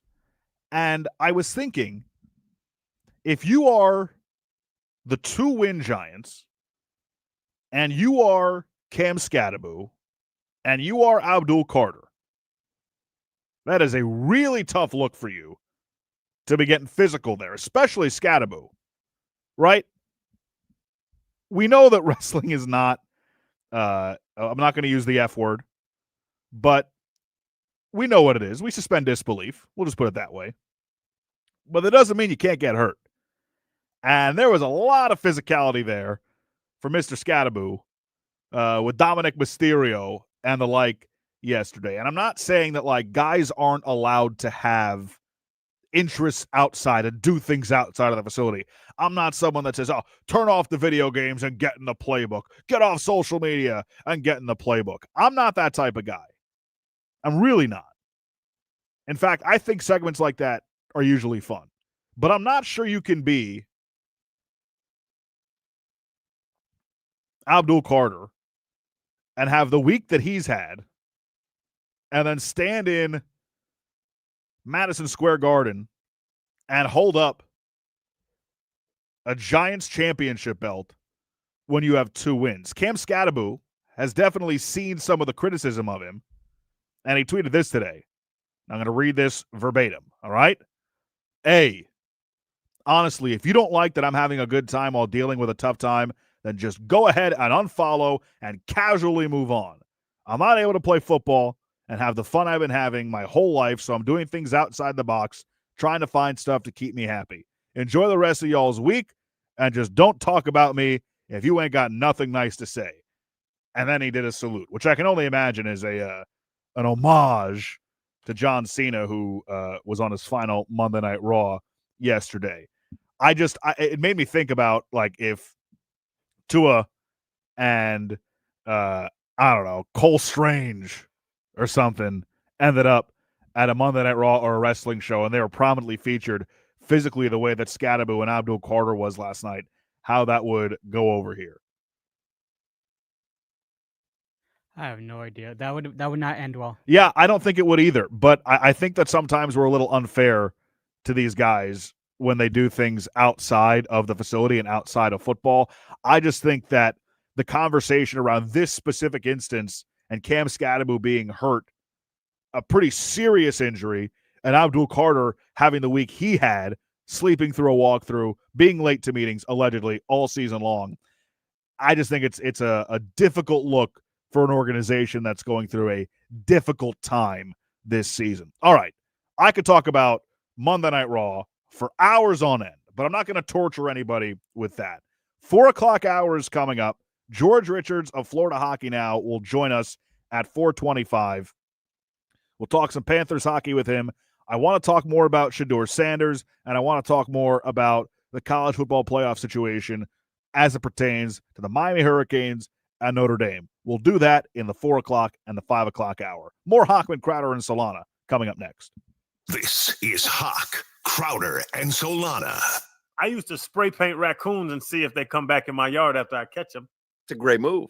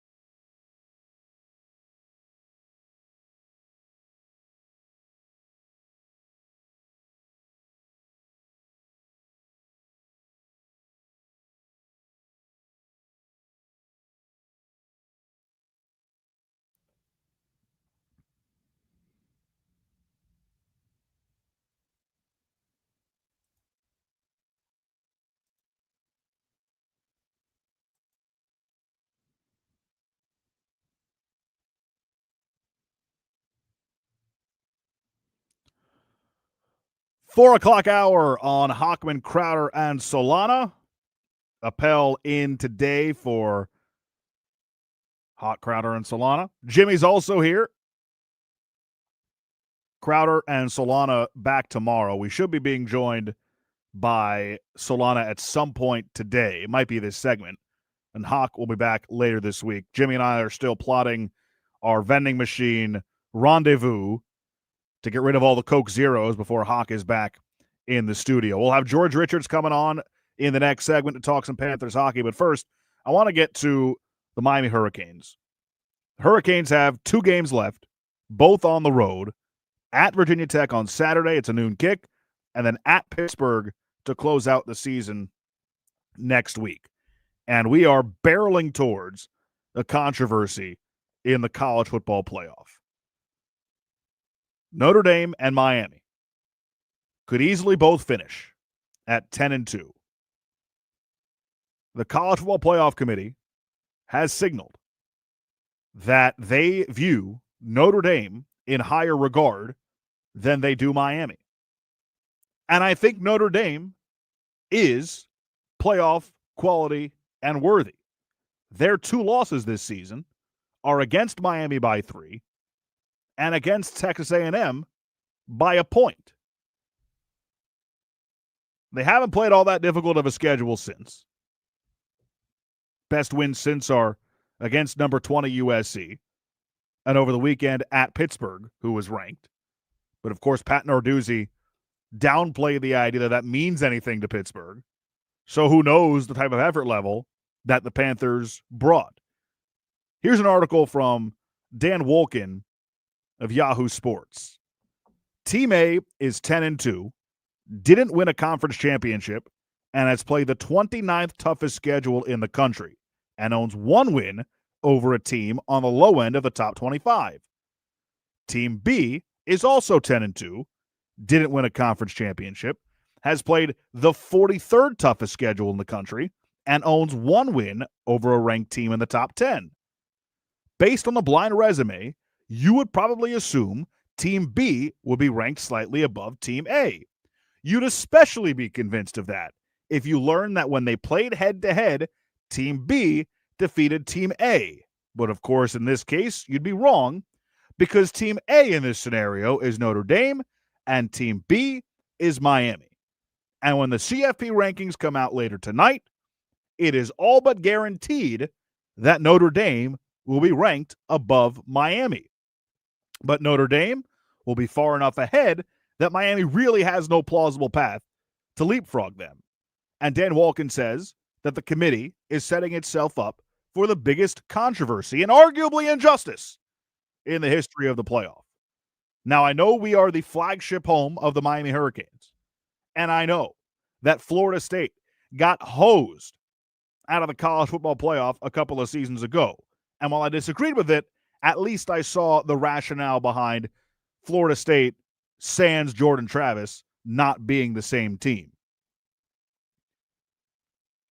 But is there ever a bigger indication that the playoff committee does not value head-to-head than this scenario that we could see play out? Now, Miami can end up making this all moot by losing one of these last 2 games. 2 difficult places to play, both going to be cold. Pitt's ruined a Miami season before, back in 2017 when they last won 10 games and had a chance to go to the college football playoff. I don't think that you would have necessarily an argument from others that as currently constructed and as currently as they're playing, Notre Dame is better than Miami. But it doesn't matter what I may think or what you may think about the current state of the 2 programs. The fact of the matter is, Miami beat Notre Dame. What other metric can you use to determine who should get in, with all things being equal, than the 2 teams playing against each other? Miami won the game. They played. They settled it. And so if these 2 teams are both 10-2 at the end of the regular season and Miami is left out, well, Notre Dame gets in. What is even the point? What is even the point of playing a regular season? I don't know the rationale for it. Miami has not looked the same. Their 2 losses to Louisville and to SMU, bad losses. However, people like to act like the ACC is some downtrodden conference with no good teams in it outside of Miami.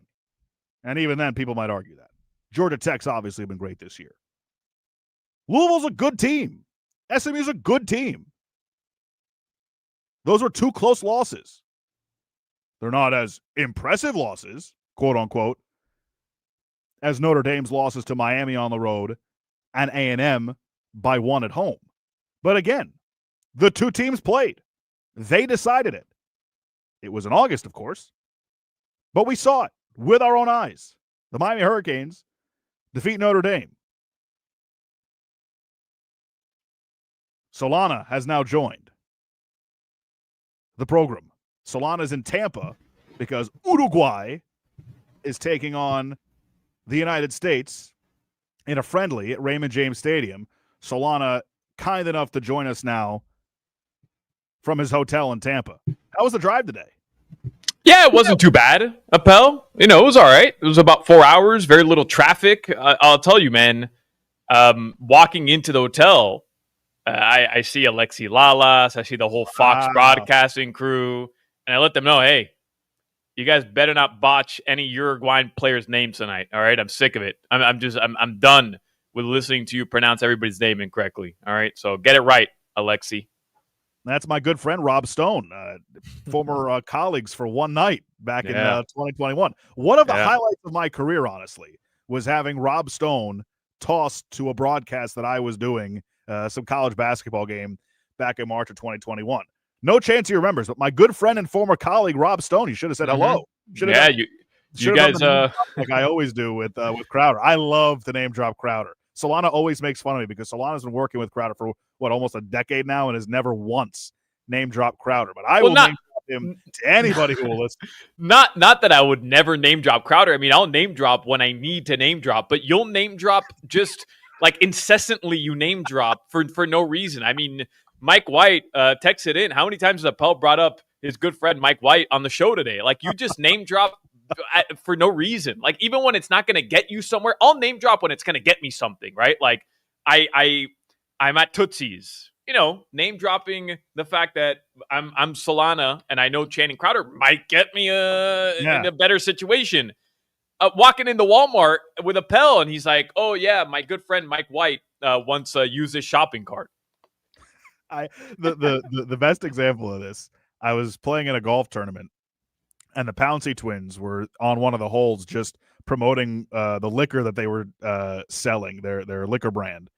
And I walk up to them, I try I forget what kind of liquor it was, take a shot of it. I go, "Oh, this is really good. Hey, by the way, Channing Crowder, Do you see this? If you're not watching on the screen, what are you doing? We're live on video. If you're not watching the stream on YouTube right now, put your shirt on. Solana's dad just walked in the background, shirtless. They got to get shorts on. Oh my god, man! This whole drive, like I'm driving to Tampa with my dad, his friend, and the whole way they're talking about this game. They don't know the names of the players. Like the whole thing is just Appel, I got to tell you though, and Hoch has brought this up on the show. His son goes to the University of Tampa, so we have a big fan of the show. His name is Victor, who has been very kind to Hoch over the past couple months. When Hoch comes out to visit his son had surgery a couple months ago. He set him up in a hotel near the University of Tampa, and Victor, who happens to work at this hotel, has gone the extra mile to accommodate. Did you get the Mervis suite? And he hooked Hoch up with the Mervis suite in the past, and I didn't get the Mervis suite, but I got the next best thing, which is the Pickleball Champions suite. And outside my room today, as we checked into this hotel, courtesy of our friend Victor, I mean, it's hard to see, but outside I had a little flyer, the Pickleball Champions suite. And then it gets even better when I walk in. There's, like a little mystery basket waiting for me. And inside that basket is an enema. So thank you, Victor. I've got everything I need. I've got my suite, I've got an enema, and I've got cheese. So everything I could possibly need. And you got shirtless while walking in the back. Yeah, I'm not escaping the weirdo accusations anytime soon, based on the past 15 minutes of this program. By the way, congratulations. That is a massive win for you. Truly. Yeah, I mean, Hoch and Crowder downplayed my athletic abilities for years on the show, and granted, tearing my ACL and then requiring 2 separate surgeries didn't exactly help my case, but I'm glad to be back on top, baby. Back on top. Yeah, that is just a massive win by you. And man, I wanted to talk some Dolphins with you for a second because I didn't get to talk about this with you guys yesterday. Today is the normal day that I would come on with you, and I'm sure I would have been asked in general about, should we be enjoying these wins? Should the Dolphins be more focused on tanking? And I know Barry Jackson had some interesting comments. I was talking about it earlier, and I could really go either way. For me, it's a win-win. If they win, great. I'm going to enjoy it, and it's cool because they suck for the first 8 weeks, and they're climbing themselves back in the hunt, into the graphic. But at the same time, if they lose, great. It improves their draft position. What I struggle with here from Barry Jackson is the idea that because the Dolphins have failed at rebuilds in the past, that all of a sudden we should just accept the mediocrity that they've been mired in forever and not try it again. I don't understand that logic, because when it came, and this is a different example, but when it came to going for it on 4th down, well, the Dolphins had already been stopped on 4th and 1 at the goal line earlier in the game. But you can't base that decision on something that happened in the past. I think that same thing applies here. Just because it hasn't worked out with different regimes doesn't mean this next one was. And the example I used was like, I would imagine Detroit Lions fans before Brad Holmes and Dan Campbell were feeling the same way. Would this ever get better? Buffalo Bills, they were terrible for a long time until Brandon Beane showed up along with Sean McDermott and they developed Josh Allen. I understand the quarterback's a big part of this equation, but to just accept mediocrity because previous folks in this organization failed miserably at their jobs, I don't buy that. Yeah, I mean, I want to get one thing out of the way, though, Appel. I do think it's gotten to the point, and I don't necessarily blame fans for feeling this way because, again, it's been a long time since this team was truly successful. It's been a really long time. It's unacceptable. So I don't blame fans necessarily, but I do think it's gotten to the point where there are parts of the fan base that are actively rooting against Tua Tagovailoa and are actively rooting against Mike McDaniel. Like, they're just sick of those guys. They're sick of what has led us to this point. And again, I'm not there. I'm not actively rooting against Tua. I don't think Tua's a bad guy. I'm not actively rooting against Mike McDaniel. I know he's not a bad guy, but I do think it's a results-based business. I don't want them back here next year, right? Like, I'm not rooting against them, but I don't want their services any longer than, this season. And with that being said, I'm still a Dolphins fan. If they're winning games in a season that's been miserable and it's part of this 25, now 26-year run that's been miserable, which is my entire fandom, I'm going to celebrate a win. Like, I just am, because unless you told me, hey, Andrew Luck is coming out of the draft this year, right? Like, unless you told me, hey, Peyton Manning, Andrew Luck, like, there's been a couple surefire. I don't even think Peyton Manning went over one overall, but there's a surefire number 1 overall pick. And even then, I thought Cam Ward was that guy last year. And look how tough it's been in Tennessee. Now, I think he can turn things. That's a disaster around him. Right. And look, I'm not saying he can't be a great quarterback in this league. I'm just saying it doesn't prove that quick turnaround. I don't think there's anybody in the draft right now that you say, hey, you have Sure you thing. have to lose games. You have to lose games. So to me, it's more about rehauling this entire roster. It's more about bringing in a new type of system and a different perspective to how to win and how to manage a roster and an organization. And that's not going to happen from one year to the next, no matter who's here and who's not here next season. So to me, the Dolphins should try to win games. And I'm happy when they win games. I'm enjoying when they win games, even as sloppy and as miserable as that game was Sunday morning, which it just wasn't fun. So, Appel, that's where I'm at. Like, Omar Kelly said something to us on the pregame show where he said, hey, like, losing is a culture.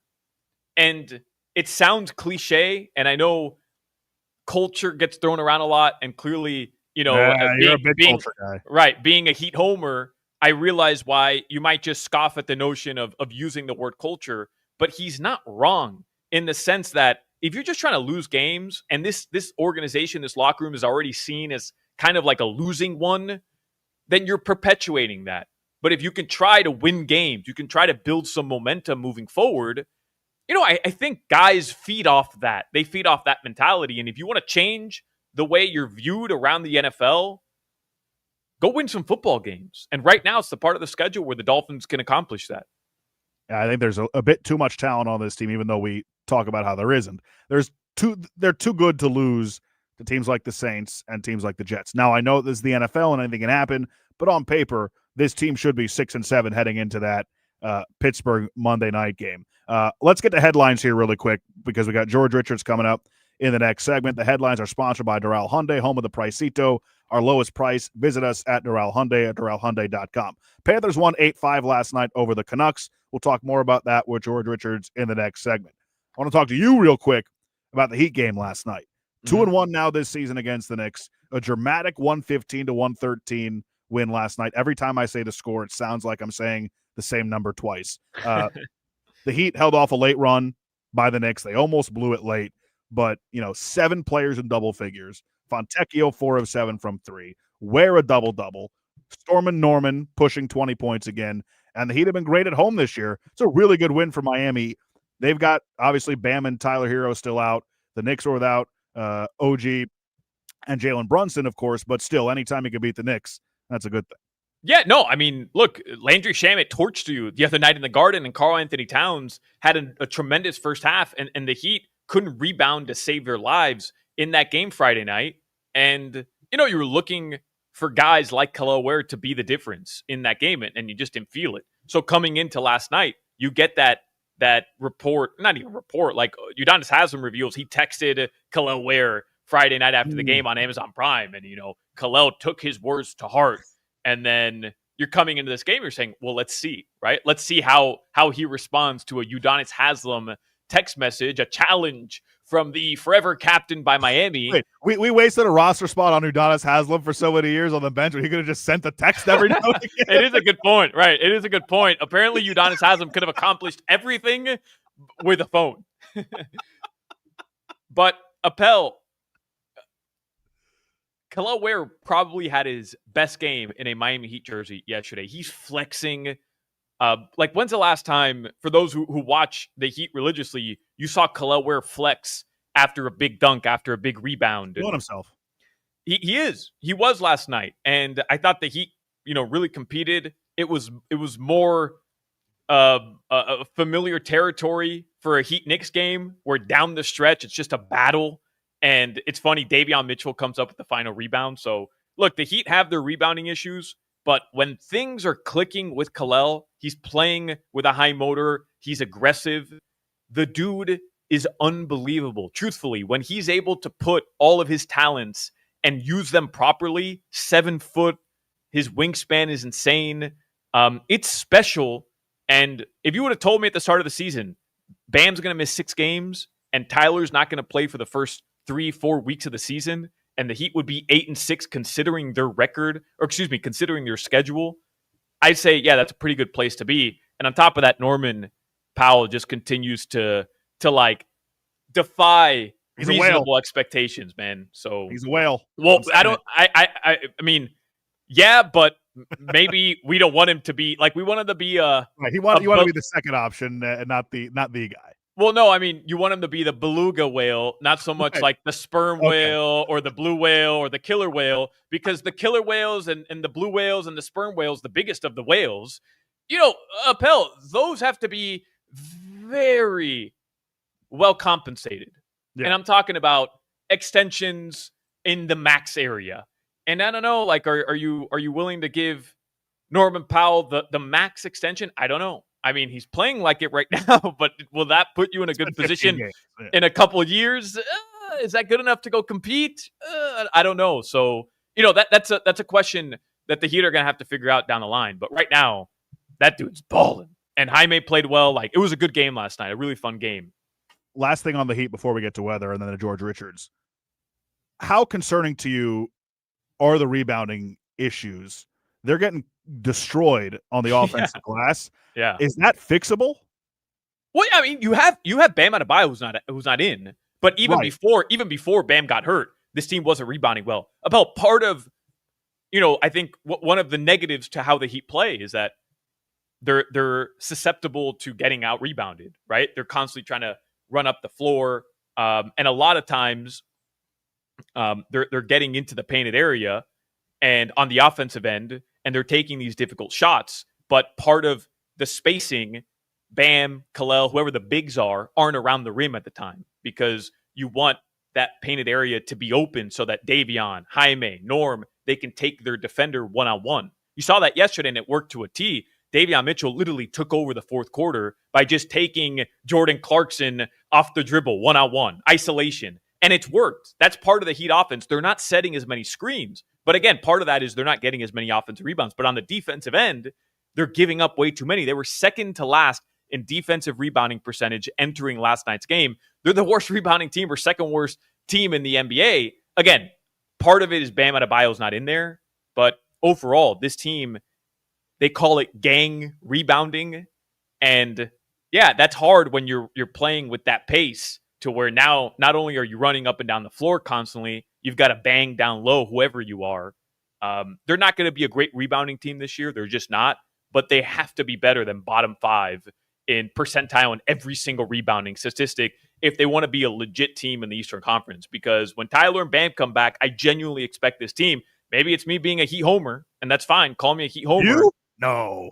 But I genuinely believe this team is going to take a step forward, especially offensively. I think Tyler is going to mesh really well with what they're doing right now.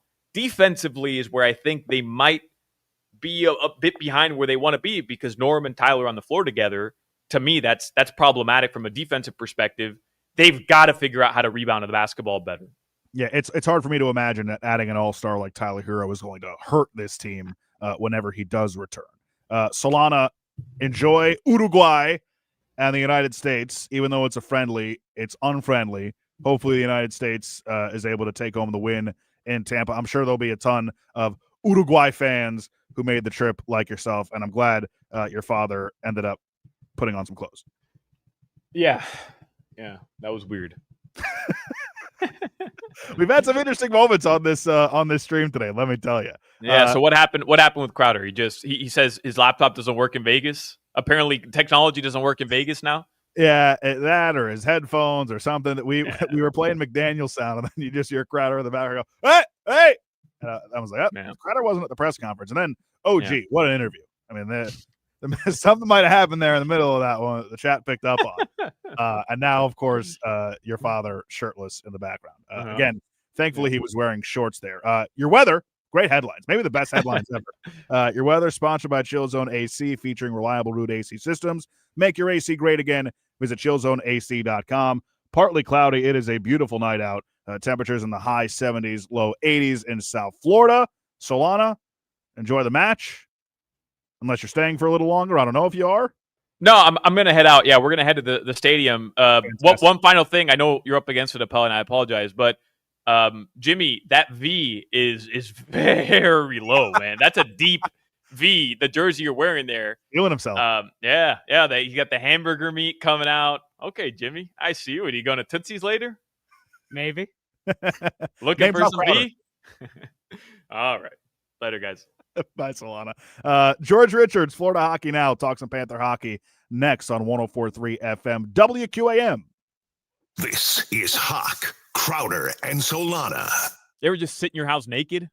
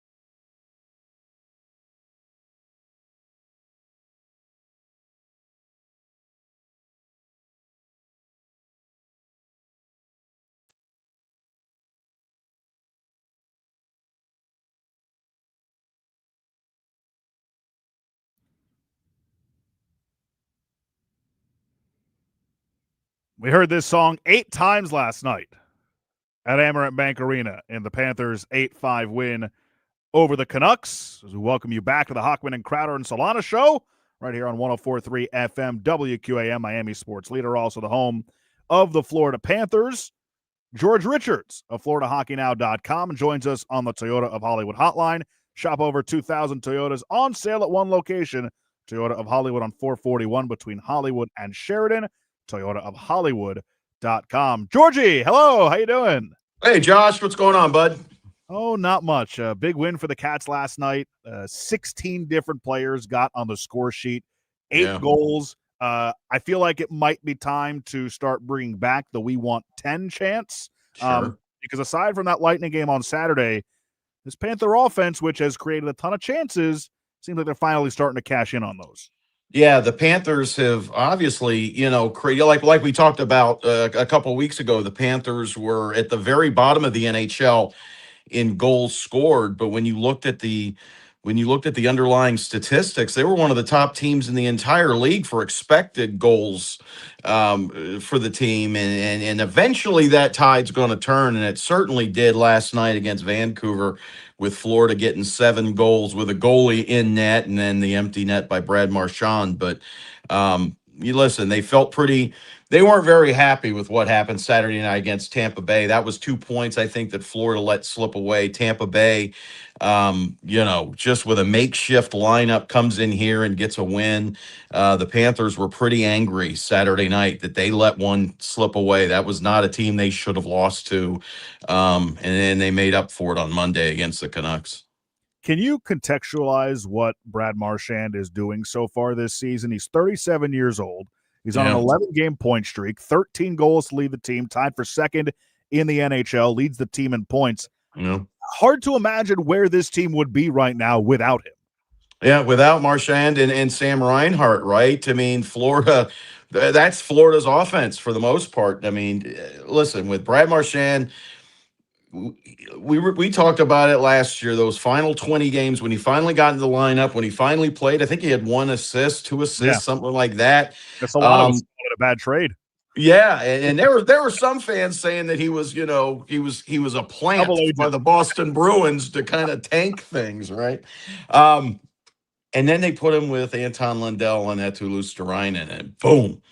And it hasn't stopped. It just hasn't stopped. Eetu Luostarinen and Anton Lundell with Brad Marchand has been one of the top lines in the NHL ever since they put them together for Game 1 against Tampa Bay Lightning. The Lightning, Toronto, Carolina, Edmonton had no answer for that line last year in the playoffs, and it's continued. Now, Luostarinen didn't play last night, but they've just been terrific together. We talk about Reinhart and Marchand essentially being the majority of the Panthers' offensive production. And I know Sam Bennett scored last night, had a couple of points, but how do you explain his slow start to the season? Is it because he doesn't have Tkachuk on his wing? I'm sure that's part of it. Is it because there are matchups that he's getting now that are less favorable to him because Barkov's out of the lineup? How do you explain Sam Bennett's slow start? Can't explain it. Spoke to him about it. I mean, it has picked up, right, a little bit lately. He's got a couple goals. He's been getting some assists. I think he went a run where he had 8 games with 1 point earlier last month. So he's been able to pick it up. Carter Verhaeghe, just again, same thing as we saw with him last year, always in the right spot. The shot's just not going in right now. It's kind of like that shot by Mackie Samoskevich last night. I mean, that 99 times out of 100, that's a goal. That was an unbelievable play. He somehow managed to get bumped up to the top line last night. It was one of like 3 players in the lineup who didn't get a point. Right. Sergei Bobrovsky outscored a couple of those guys. So, I don't know. I don't know how to explain. It's just one of those weird things. It's like, how do you explain what Brad Marchand's doing? I don't know. I can't, because we did not expect this from him. We did not expect this from Sam Bennett nor Carter Verhaeghe. But it's a long season, man. We're only 19 games into this thing.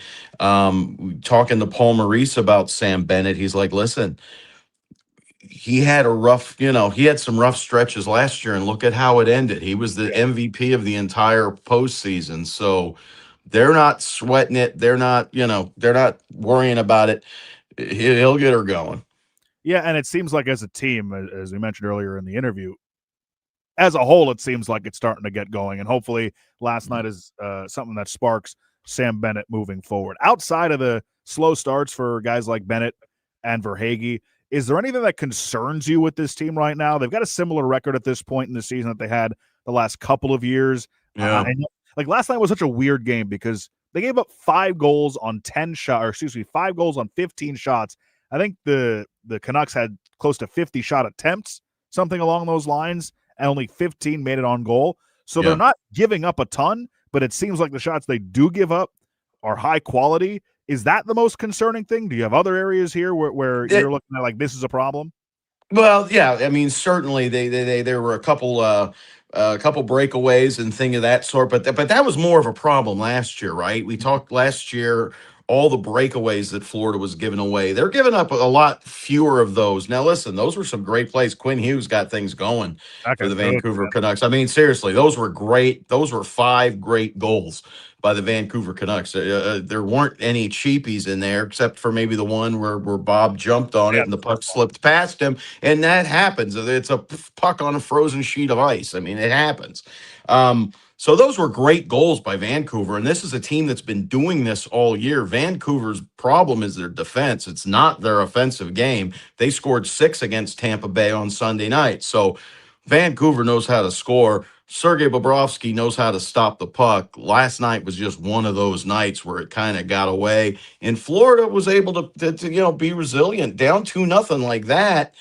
They gave up, 2 goals in 12 seconds or something, and boom, they're right back in that game. So they were able to come back. They were able to do the right things.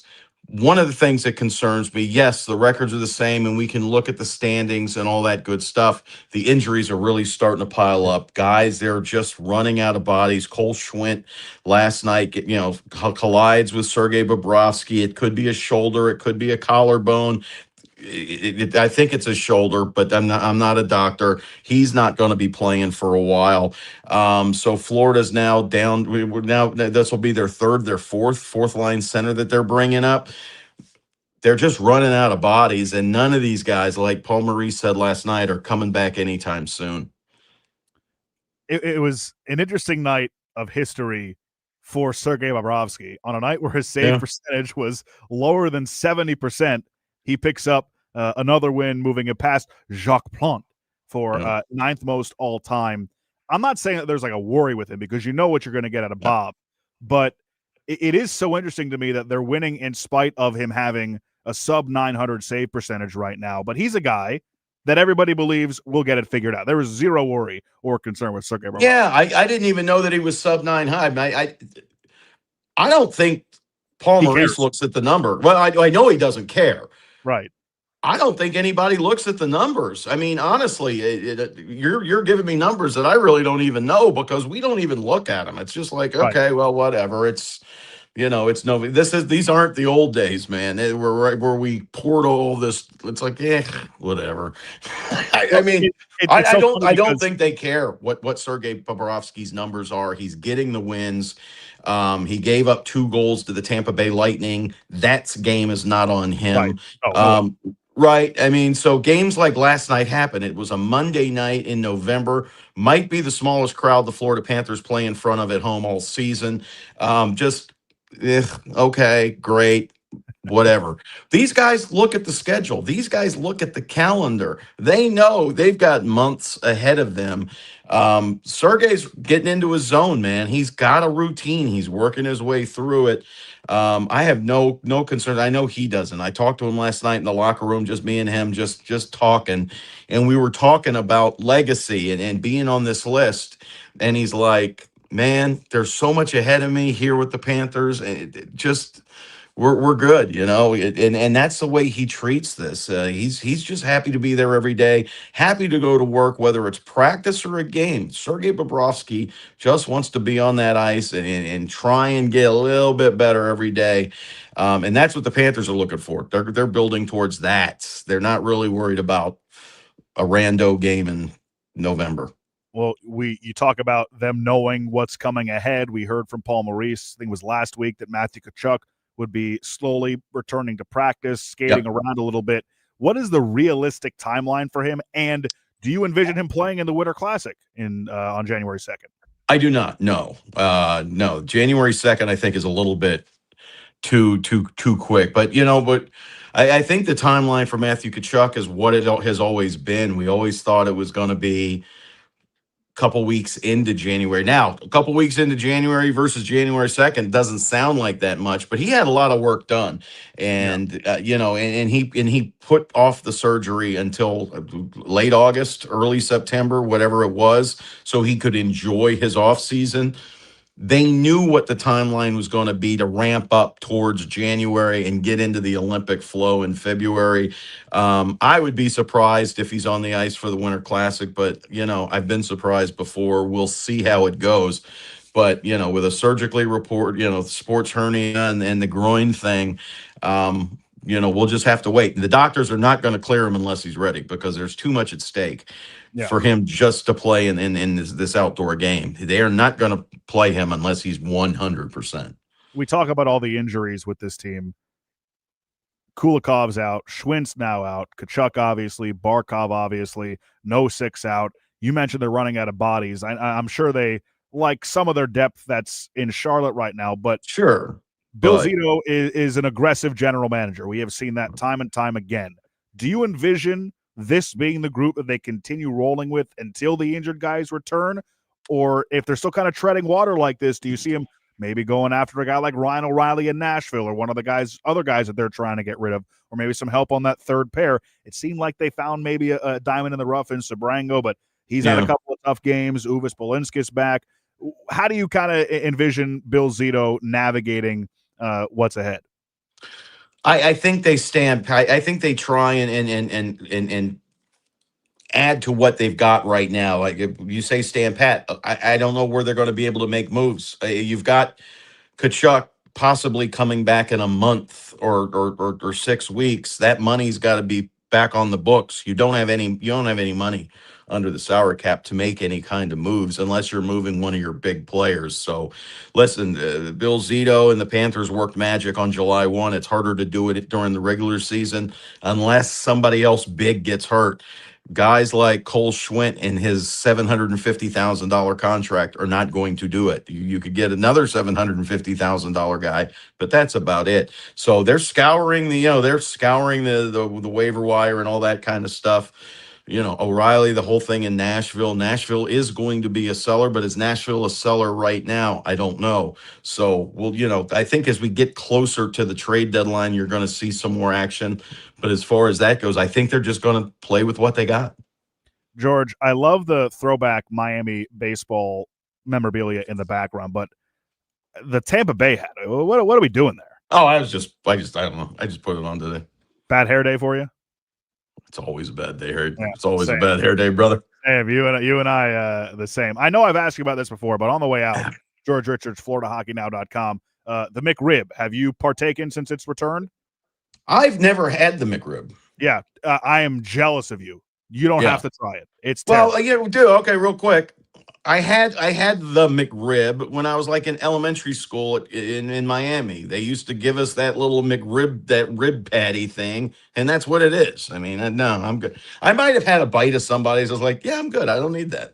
Why have a McRib when you can drive down the street and head over to Flanagan's for some? How much is a McRib combo deal? $10? Way too expensive for how horrible. $12? I don't know. Meal deal, baby. Meal deal. $20. Joe's meal deal. I thought you were talking about the McRib from. No. For an extra $7-8, man. You get the drink, the salad, the rolls, half rack, a baked potato if you'd like. It's enough of the McRib. Let's be honest. Enough of the McRib. George Richards, FloridaHockeyNow.com, joining us here on Hoch and Crowder and Solana. Thanks as always for your time. Read his coverage again, FloridaHockeyNow.com. George, thank you. Thank you, Josh. Good seeing you, brother. Always a pleasure. 5 o'clock Funky Buddha Happy Hour is next on Hochman, Crowder, and Solana. Back after this. You're listening to the Hoch, Crowder, and Solana Show. The Florida Panthers are back-to-back Stanley Cup champions.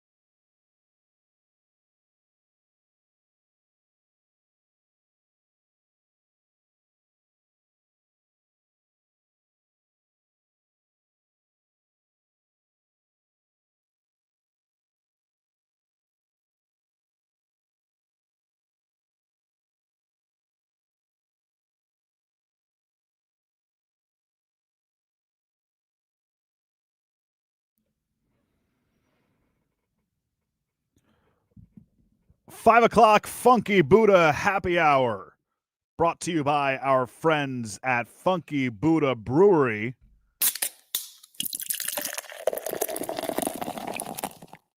Good vibes on tap. Hochman, Crowder, and Solana. Appel in for the guys today. Thanks to Solana for hopping on earlier this hour. Thanks to Oronde Gadsden, and thanks to George Richards for coming on in the last segment. Mike Cunha will join us later on here in the 5 o'clock hour, talk about his trip to Spain and the Dolphins and what they have coming up. Crowder and Solana will both be on the show tomorrow. I'll still be in for Hoch, and then Hoch will be back here on Friday. Hopefully by then, all of the Coke Zero is gone and purchased or drank out of the vending machines, so Hoch has to deal with that again. Jimmy, are you in on this with me? Let's do it. Now, I know it might get a little expensive. I think there are at least like 12 or 13 Coke Zeros in the vending machine, but I think we have to do this. Let's try to do it. Okay, we'll do it after the show. All right, so Hoch, I hope you're not listening. He's not listening to this. Are you kidding me? I would have gotten 17 texts from him after Solana's dad walked through the stream shirtless in the first segment of the 4 o'clock hour if he were listening. I did send him the clip, though, so we might get a comment from him before the end of the show. But we had talked about this a little bit with Oronde Gadsden in the 3 o'clock hour. And I want to talk more about this Shedeur Sanders situation, because I find a couple of aspects of this to be bizarre and honestly a little unfair to him. Now, I don't think Shedeur Sanders is going to be very good in the NFL. I may be very wrong on that. Lord knows I have been wrong about a billion different things that I've said on this show. And I'll be wrong about a billion more things moving forward. But I just don't see it with Shedeur Sanders. But the excuse making that I'm seeing about Shedeur from Sunday and his first NFL regular season action is so beyond bizarre to me. It's so detached from reality. Solana was just making fun of me for name dropping Mike White all the time. But I'm going to do it here. Because if you were to read Josina Anderson's tweets, if you were to listen to Cam Newton pontificate about this, and I'm sure there are others as well, the idea that the Cleveland Browns are out to get Shedeur Sanders and are purposely sabotaging him because he hadn't gotten any first-team reps until he got in the game, that's nonsense. I was talking to Mike White about this. Mike White's been a backup in the NFL now for 8 seasons. He's with the Carolina Panthers now. Backed up Tua Tagovailoa, of course, in 2023. Had a great run with the Jets before he got hurt in 2022 and in 2021. And now he's with the Panthers after spending last season with the Bills. His first action in an NFL game was against the New England Patriots in New England in 2021. He was first going through his cadence with the center, with the offensive line, in the huddle going into that game.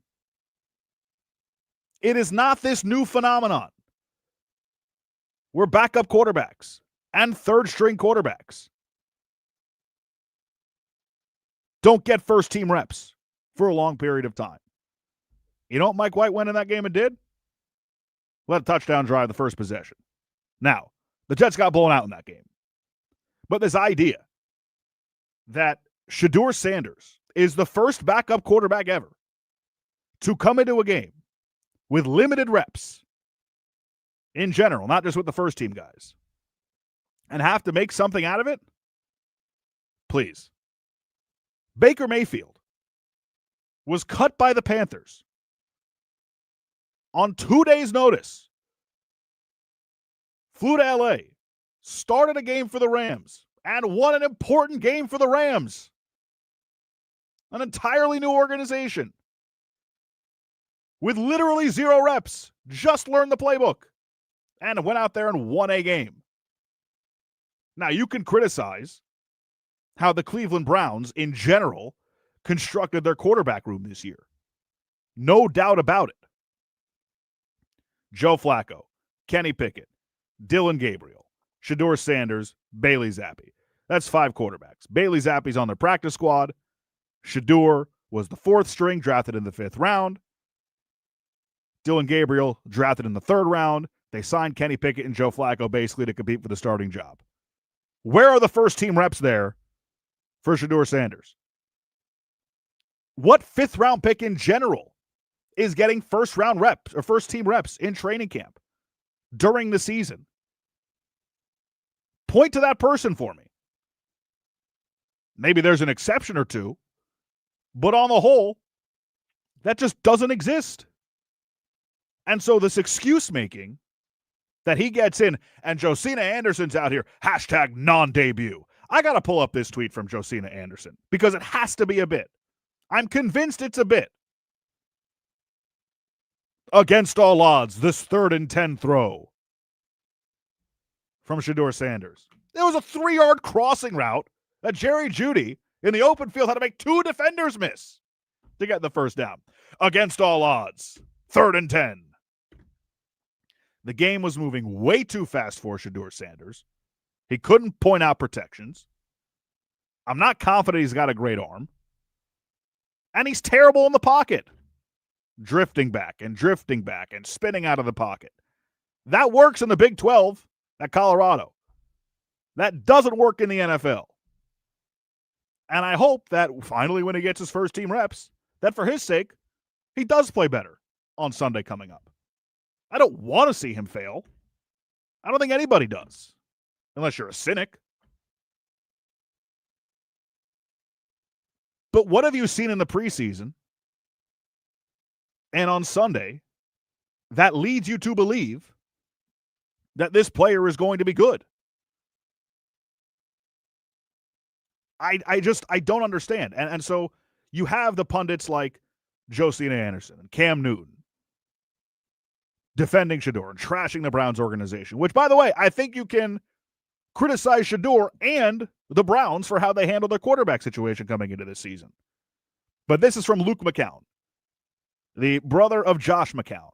Luke was a 4th-round pick and a journeyman backup in the NFL. And he put this on Twitter yesterday. He said, quote, I think there's a massive misunderstanding about how an NFL practice is structured. The only time mid-round pick rookies and backups get meaningful reps is in training camp, and they are never with the ones unless you are competing or starting that next preseason game. Now, I will say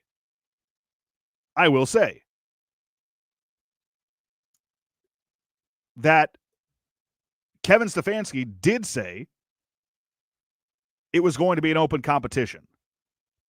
But let's be honest. How many times have you actually heard a coach say that, and it turns out to actually just be a competition between the first 2 guys? No team ever has had a 4-way starting QB competition in the NFL. Never. Back to Luke McCown.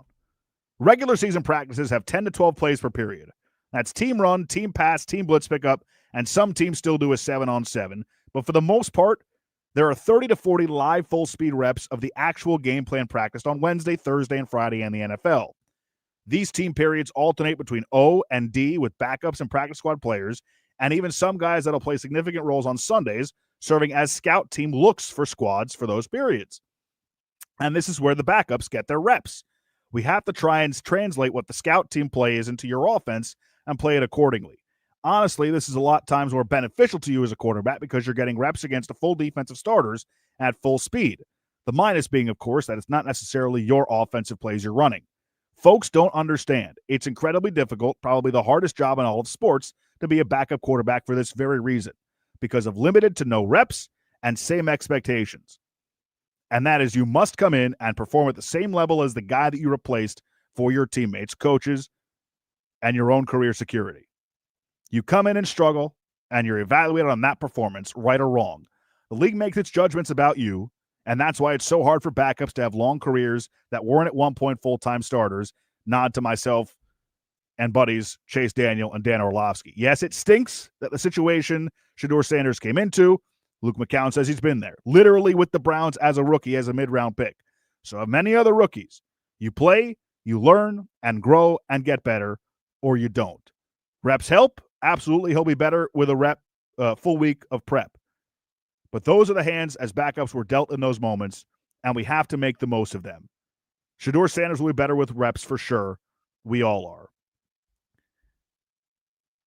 The idea that this is something unique to Shedeur Sanders is lunacy.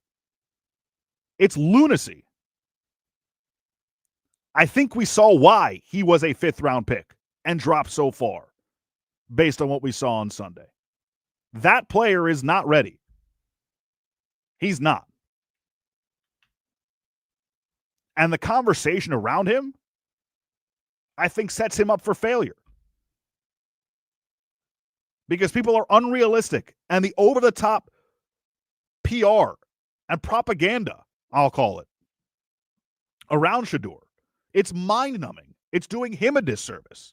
It's setting the expectations up unrealistically. And if he doesn't meet him, then he stinks. And he did stink on Sunday. But there are people who are supposedly defending him that are actually hurting him by resetting where the expectations should be. Somebody in the chat points out, Cam Newton doesn't know what he's talking about, but McCown does. Cam Newton's been a starter in the league for a long time. He was he's a number 1 overall pick, was he not? Luke McCown is literally talking from the same perspective that Shedeur Sanders entered the league in. Mid-round pick, backup with the Browns, Luke McCown. 5th-round pick, Shedeur Sanders with the Browns. I just gave you other examples. Brian Hoyer was out there saying the same thing about the limited reps a backup gets. I just told you about Mike White having to come into a game, literally saying his cadence for the first time with his offensive line. Part of me feels bad for Shedeur Sanders. And I'll tie it into the Dolphins with this. In reading some of these comments about Shedeur, and I said it earlier on the show, I truly wonder if that's what we sounded like, to a different degree, obviously, defending Tua Tagovailoa. Where anytime the Dolphins failed, it was never Tua's fault. And every time he succeeded, it was all Tua. When Shedeur fails, it's because he was set up by the Browns. Kevin Stefanski has it out for him. But when he delivers a strike over the middle, good throw to their tight end to move the sticks late in the game, that's all on Shedeur. That's the type of talent he has. When he throws a 3rd down and 10 crossing route that's caught 3 yards beyond the line of scrimmage, that's a against all odds throw by Shedeur Sanders. He made a great play on a ball in the end zone. Probably should have been caught. It wasn't. But he also airmailed one 10 feet over the guy's head in that same sequence. Unfair to him, the expectations have been set way too high. And what people think happens with a 5th-round pick at quarterback in these organizations, wildly misguided. And again, to the point about Cam Newton, there may be exceptions to this. But by and large, it is not rare that a quarterback doesn't get first-team reps at all when they are starting the season as a 3rd string. And then when they are the rookie they draft, he's got to get the reps. Everyone he doesn't get is wasted. Again, 2 things can be true here. The Browns, in drafting 2 rookie quarterbacks in the 3rd and 5th round, entering the season, if you count Deshaun Watson, with 6 quarterbacks on the roster, terrible. But at the same time, there is no conspiracy here with Shedeur Sanders as far as Kevin Stefanski having it out for him or sabotaging Shedeur Sanders.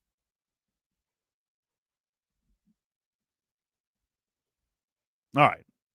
Enough about that. We got Mike Cunio joining us in the next segment. We've got to get to headlines here. Sponsored by Doral Hyundai, home of the Pricito, our lowest price. Visit us at Doral Hyundai or DoralHyundai.com. Panthers winners last night, 8-5 over the Canucks. Nice bounce back for them. Sergei Bobrovsky moved past Jacques Plante for 9th all-time in most wins in NHL history. Seth Jones scored twice. Brad Marchand continues his incredible start of the season. 13 goals, 10 assists to lead the team. He's tied for second in the league in goals. He's got points in 11 straight. Big win for the Heat last night over the Knicks by 2, 115 to 113. They held off a late run by the Knicks, 7 players in double figures. Khalil Ware, a double-double. Heat are 6-1 at home. Other NBA news. According to Shams Charania, the Cleveland Cavaliers were fined $100,000 for sitting half of their roster in, ironically, the game they won against the Miami Heat. The report basically pointed to Mitchell and Mobley as the 2 guys who weren't in that were held out of that game. Cavs fined $100,000 for that. Your weather brought to you by Chill Zone AC, featuring reliable root AC systems. Make your AC great again. Visit chillzoneac.com. Sun going down, beautiful night in South Florida. That is your weather. Coming up next on Hochman, Crowder, and Solana, we'll be joined by Mike Cunio. Talk some Dolphins about that game in Madrid against the Commanders and their season moving forward right here on 104.3 FM WQAM, Miami's sports leader. You're listening to the Hoch, Crowder, and Solana show. I spend $250,000 a year on gluten.